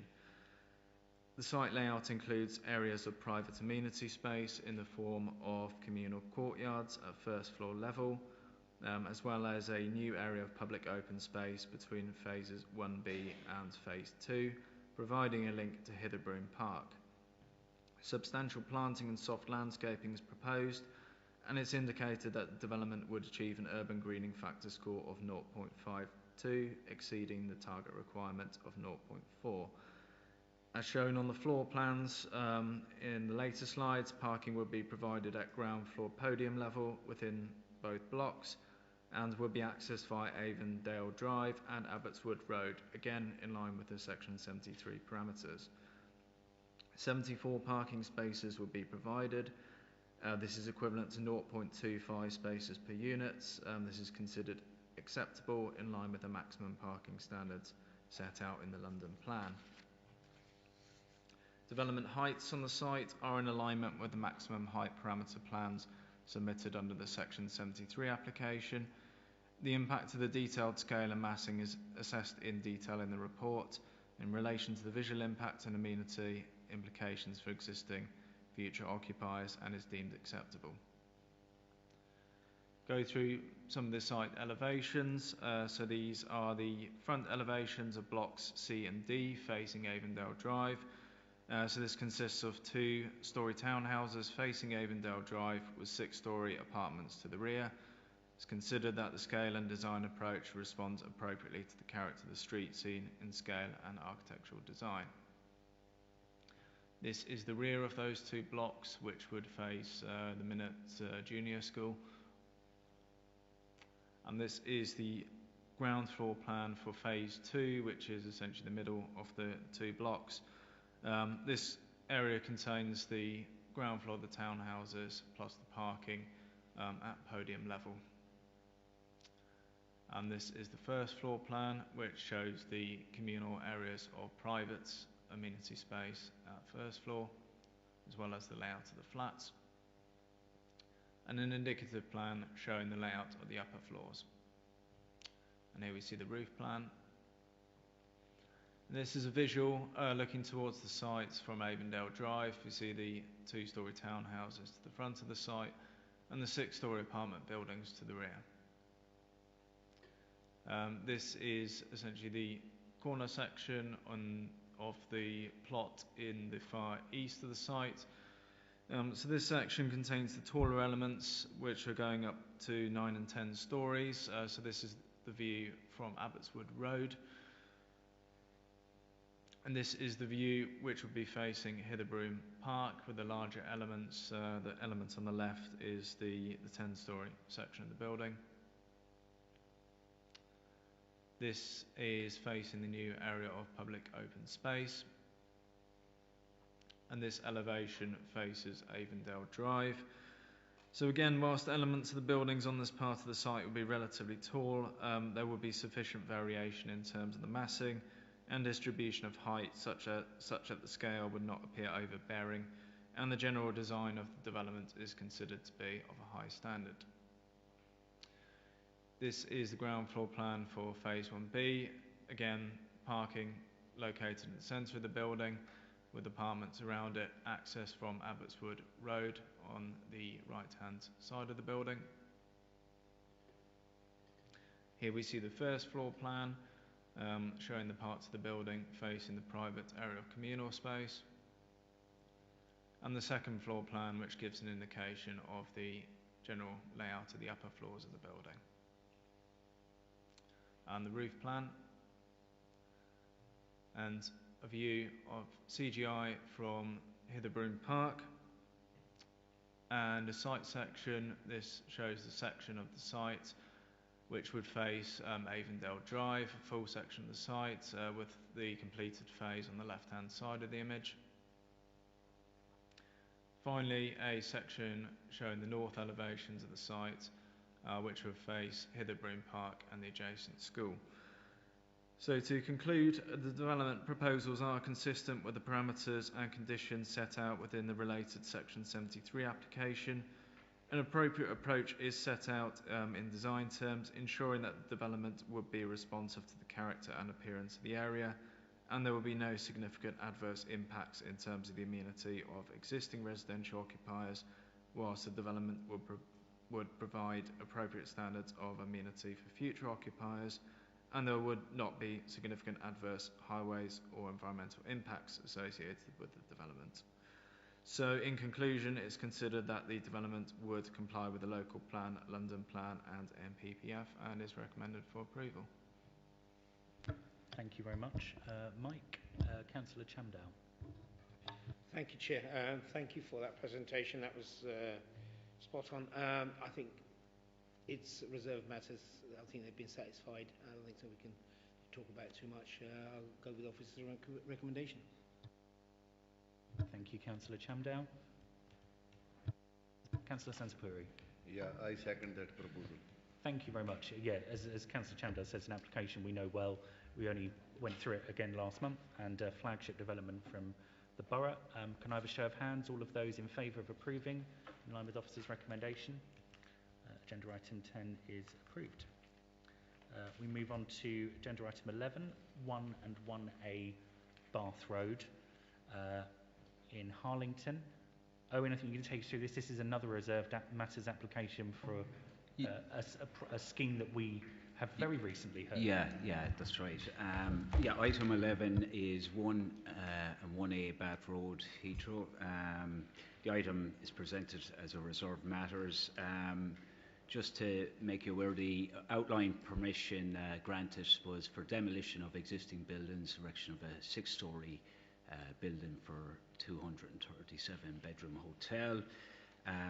The principal scale, layout, height, access and parking provision have already been established at the outline application. So we're only assessing here is the landscaping. So just to make everyone aware of that. So here you have your site location to the south, former commercial buildings, some residential to the north. So there you have it again. As you can see from this photo, there will be a few small trees removed as part of the building works, but there is a generous landscaping scheme proposed, so just to bear that in mind. So here's your landscaping master plan, and you have your legend on the side. It's a bit clearer on the coloured plan, which I'll show shortly. And here again is the planting plan. You see a mixture of existing trees retained, proposed hedge planting and native trees as well. It also meets urban green factor as required by London plan. Okay, so here is your plan, which shows the level of landscaping. As you can see, parking to the south, the landscaping is to the east and also to the north, and a mixture of proposed shrubs and vegetation hedging. And these plans have been approved at outline stage. There is a green wall proposed, which, as you can see, is sectioned there also. And just a 3D image of the existing situation, and this would be the proposed 3D of the hotel, proposed bi-solar roof, which is a mixture of green roof and solar panels. And then this is the existing scenario on site. And just in context of the site itself, officers recommend approval. This has been reviewed by the design officer, who has raised no objections. Thank you. Thank you very much, Owen. I think I said at the time when we approved the outline planning permission. I think this hotel on the Bath Road probably has more green space than any other with the amount of landscaping that's included. Councillor Chamdale. Go with officers' recommendations, Chair. Thank you. Councillor Ahmed Walana. Second, Chairman. Thank you very much. Proposed and seconded. Can I have a show of hands? All those in favour of approval? Agenda item 11 is approved unanimously. Move on to agenda item 12, which is Highview Farm, New Year's Green Lane in Harefield, and I think Sally, you're going to take us through this one. Thank you, Chair. So this is item 12, Highview Farm. The application's for the construction of a replacement waste transfer station building. So the application site's located on New Year's Green Lane, which sits between Ickenham to the south and Harefield to the north. The wider site extends to land on both the north and south sides of New Year's Green Lane and forms part of an existing waste and composting operation within a rural area of the borough. The application site resides within the Metropolitan Greenbelt. So here's an enlarged location plan which shows the application boundary in more detail. The subject of this application relates to the area on the southern side of New Year's Green Lane, where the existing waste transfer building is located towards the southwest corner of the site. The northern parcel and the wider site would continue to operate as part of the composting operation. So here's an aerial image. So this photo shows the wider context of the site, so members can see that the site already contains extensive development, including hard-standing buildings, storage areas and other infrastructure. The proposal's within an existing waste management site rather than an undeveloped greenbelt site.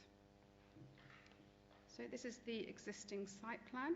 So focusing in on the southern parcel, the purple shading shows the building and structures to be demolished.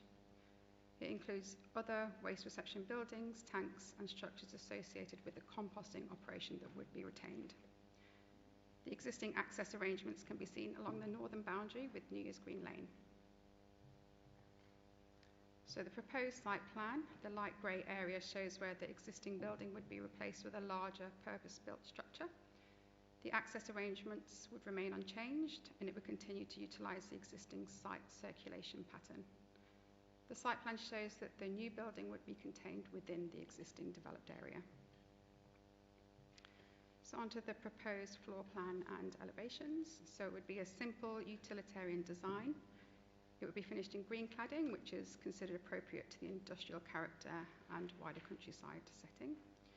Its form and appearance are considered acceptable in the context of the surrounding buildings and the infrastructure already present.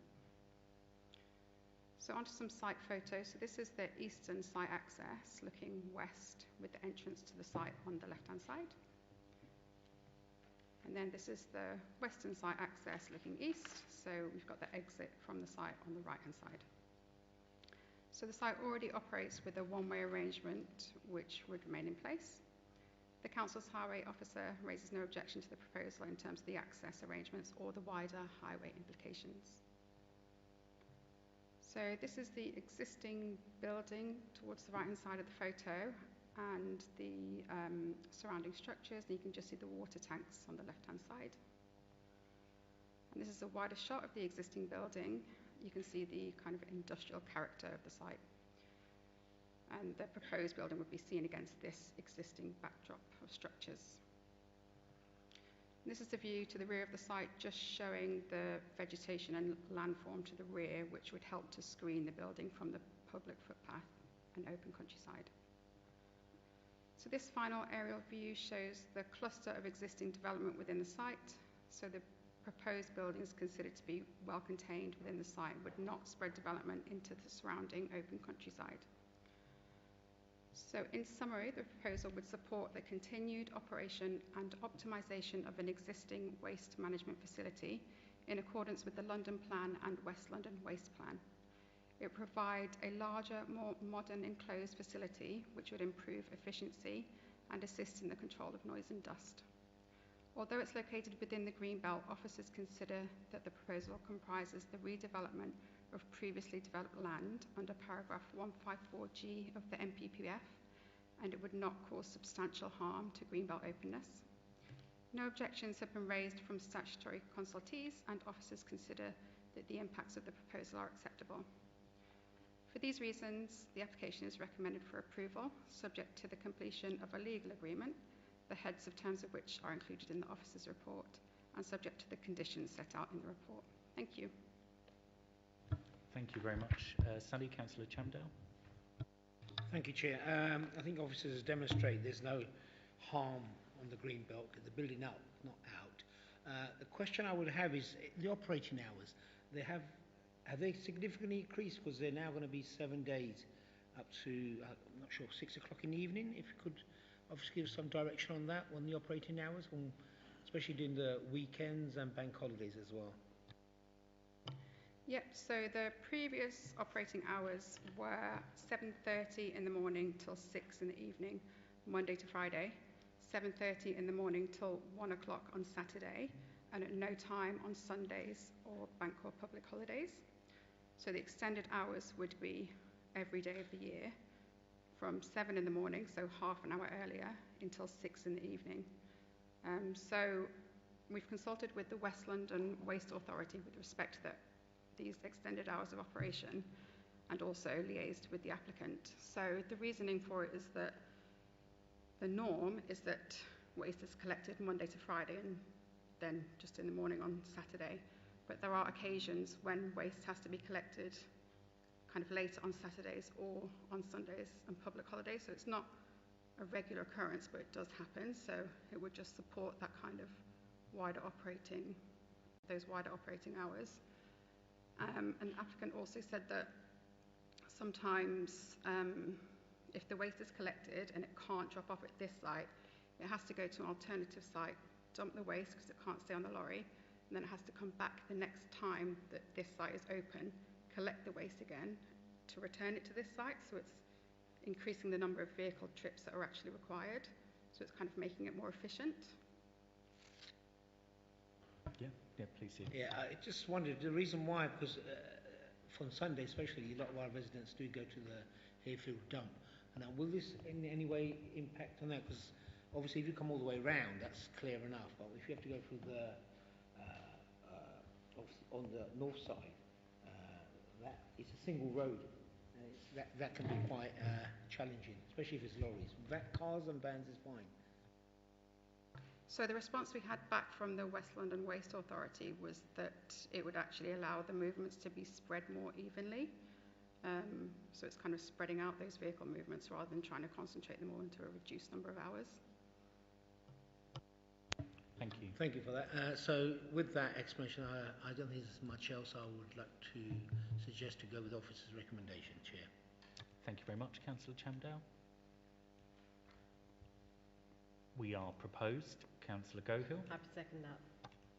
Thank you very much, Councillor Gohill. We're proposed and seconded. Can I have a show of hands? All of those in favour of approving this application? Agenda item 12 is approved unanimously. And thank you very much, Sally. So we move on to agenda item 13, which is 163 Eastcote Road in Ruislip, which I believe is coming to us as a committee because of a member call-in. Yeah, Chair, it's coming to committee as a member call-in. The main concern raised related to the impact on the street scene. The application seeks planning permission for a single-storey wraparound side and rear extension with front porch. The measurements of the extensions are set out in para 3.2 of the committee report. As you can see here, the site is located on the western side of Eastcote Road. Semi-detached property, and there's an outbuilding to the rear which will be demolished, as you can see from the block plan. So this is the existing plans and elevations. There is a slight lean-to extension at the back existing, and you have a hip-to-gable and dormer extension which has been built under permitted development lawful certificate, has previously been granted. So here is your extension. You have a porch there to the next to the bay window, and you have a side extension that wraps around and is 4 metres deep at the rear. And this is it in the context of the proposed street scene. right, you can see on this photo that, or on this image, that you have the hip to gable in play. That has been done through PD. So, in terms of impact on the street scene, we're just looking at the porch and the actual side extension. And just to give you a context, there has been quite a history on the site of approvals. The first on the left is a householder application which was approved for a very similar extension, slightly smaller. So it was, I believe, 3.5 or 6 metres deep at the back, but everything else was the same. On the right, top right, is a prior approval for a 4 metre deep extension. That would have been just on the original width of the rear wall, and that was approved also back in 2025. That's under permitted development. And then on the bottom right, you have the lawful certificate for the hip to gable and dormer extension. So I've just highlighted here on the differences on the plans from the previous approvals. So you're talking about a difference of approximately 0.5, 0.4 deep from what was previously approved, which would be about the arrow there. And here are some front view. So the side view with the relationship with the non-adjoining neighbour, and just you can see that they have a generous garden, private amenity space, approximately 190 square metres with 20 metres to the boundary. So again, although the dormer is quite bulky, that has been built through permitted development, and this just gives you the variety of designs. On the right, you see a porch that's quite similar to the one that will be constructed at the application site. And I just put these images in as well. Opposite side of the road, there is quite a contemporary development on the left-hand side. Overall, officers are content that the application is acceptable design-wise and would not impact on the neighbours' amenity, and recommend approval. Thank you very much. Just a quick question. Did the member concerned specify the reasons why they wanted the committee to consider the application? Because I didn't recall seeing it in the report, but I may well have missed it. Yeah, it possibly was in the report, but it was due to the impact on the street scene. It would have been set out in...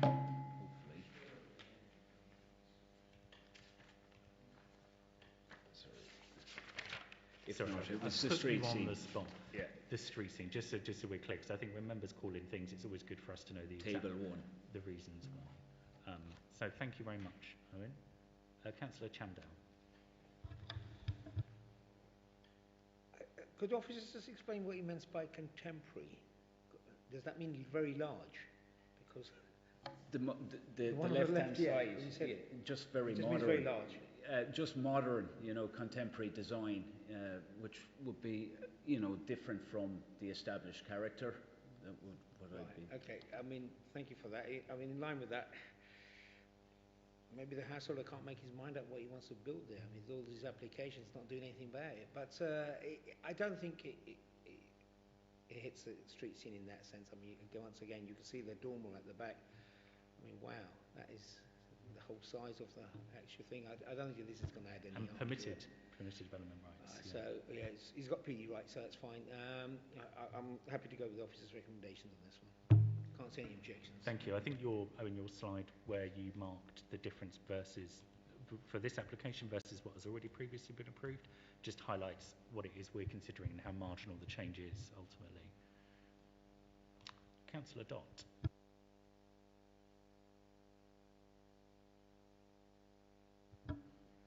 Okay. Does the no? There's no speaking rights on this application, unfortunately. So we are proposed and seconded. I think Councillor Dott forgot to put his microphone on, so just to clarify, if anyone's watching online, you did agree to second. I've not made that up. So can I have a show of hands? All those in favour of approving? That is unanimous. So agenda item 13 is approved. We move on to the last agenda item of the evening, which is number 14, 9 Pastures Mead in Hillingdon. And Mike, I think you're going to take us through this one. Yes, thank you, Chair. So this application is at 9 Pastures Mead, Hillingdon. The application relates to the erection of a single-storey rear extension and conversion of a detached garage for use as a gym. This is the site location plan, so the property is a detached dwelling located in a residential cul-de-sac in North Hillingdon. The site's not within a conservation area. There is a tree preservation order, however, covering the site. These are the existing floor plans. So the property is a 3-bedroom dwelling. It's not been extended previously. The house benefits from a garage which is detached from the main property. As noted in the officer's reports, the garage does fall short of the dimensions required to accommodate a modern vehicle though. These are the existing elevations of the property, so the front elevation at the top and the rear elevation at the bottom. These are the proposed elevations, so you see the, go back to this slide actually. You see the proposed elevation at the bottom there, which is showing the conversion of the garage to the gym, so that would involve the infilling of the space filled by the existing garage door, insertion of windows. Other than that, no changes to the front elevation of the property. See the elevations to the rear, so single-storey extensions proposed, which would be at a depth of 3.6 metres, which would be compliant with the maximum depth permitted under policy DMHD1 of the local plan. So the extension is considered to relate appropriately in design, scale and form to the existing property and will be constructed from matching brick materials. These are the proposed floor plans, which indicate the depth of the extension and show the use of the extension as kitchen and the use of the outbuilding as a gym with a WC, which would be a use that would be ancillary to the main dwelling. Here we see the proposed block plan. So whilst the setback position of the property in relation to the adjoining properties, number 7 and number 11, Pastures Mead is noted, it's considered that owing to the limited depth of the extension and separation to the adjoining properties, that the development would not have a significant impact on the amenity of either properties in regard to outlook, loss of light, whereby refusal of the application will be warranted. There are references within the representations to the impact of the development on the protected tree to the front of the property. However, the tree would not be removed or otherwise altered, and a condition is attached to ensure the protection of the tree during the course of the construction works. I would note, just as a verbal update, that we have received an additional representation from the neighbour at number 7, which I understand has been shared with members already. Officers would just add that whilst noting the concerns expressed by the adjoining neighbour, this would not alter the position and officers' recommendation in relation to the extension, and the view that officers maintain the view that the development would not impact significantly on the amenity of either adjoining occupier and would be acceptable in design terms. So to conclude, the extension would be appropriately designed and of an appropriate scale relative to the existing property. It's considered to comply with the local plan, London Plan and MPPF, and is recommended for approval. Thank you very much, Mike. And yeah, I should have mentioned when I introduced the application that, again, this is another one that has only come to committee because of a member calling from the councillor with concerns. Who would like to kick us off? One of the questions I had, while you think of questions that you might want to ask, is just around the gym. So how do we stop that? Can we stop that becoming a residential building in future? So at the moment, yes, the application is for a gym with a bathroom ancillary to the main house. If the owner of the property was to sell and somebody else was to buy it, how is it restricted that that couldn't become a residential unit?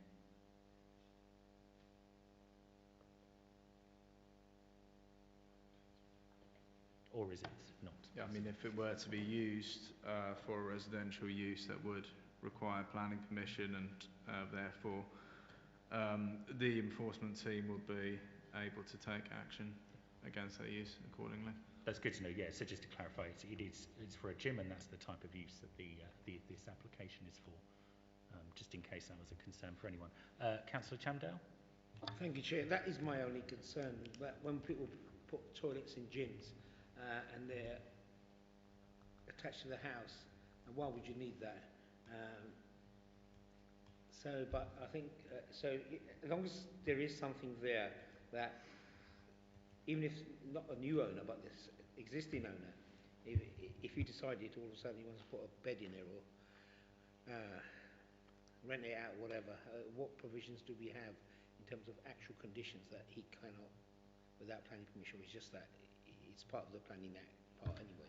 Yeah, I suppose could you elaborate on the type of permission for use class of what can it be used for, if other than a gym? How extensive is that flexibility, if you like? Yeah, I mean, it would essentially only be used for use which is considered incidental to the main use of the house, which would preclude use as for residential use, for example, use as independent self-contained accommodation, etc.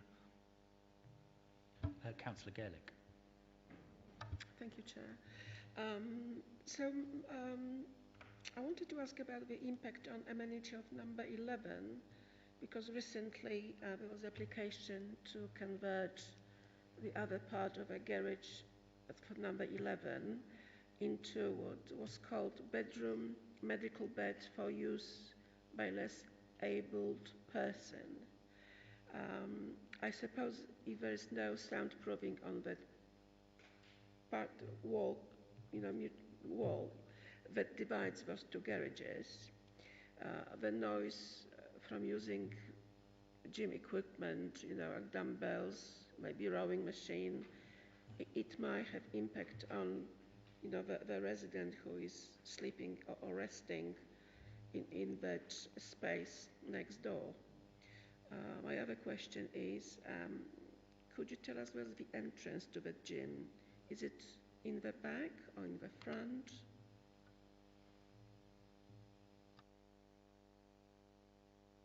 So the entrance is in the back, to the door there, just to the rear of the gym. It's on the opposite side to the WC. And then coming back from the gym to the main house, is the door in between, in that space between? But it's to the rear, but the garage is fully detached from the main house. So the entrance to the gym is to the rear of the gym, but the building is detached from the main house. Okay, so the person exiting the gym would have to go to the front of the house to enter the house? Or the rear.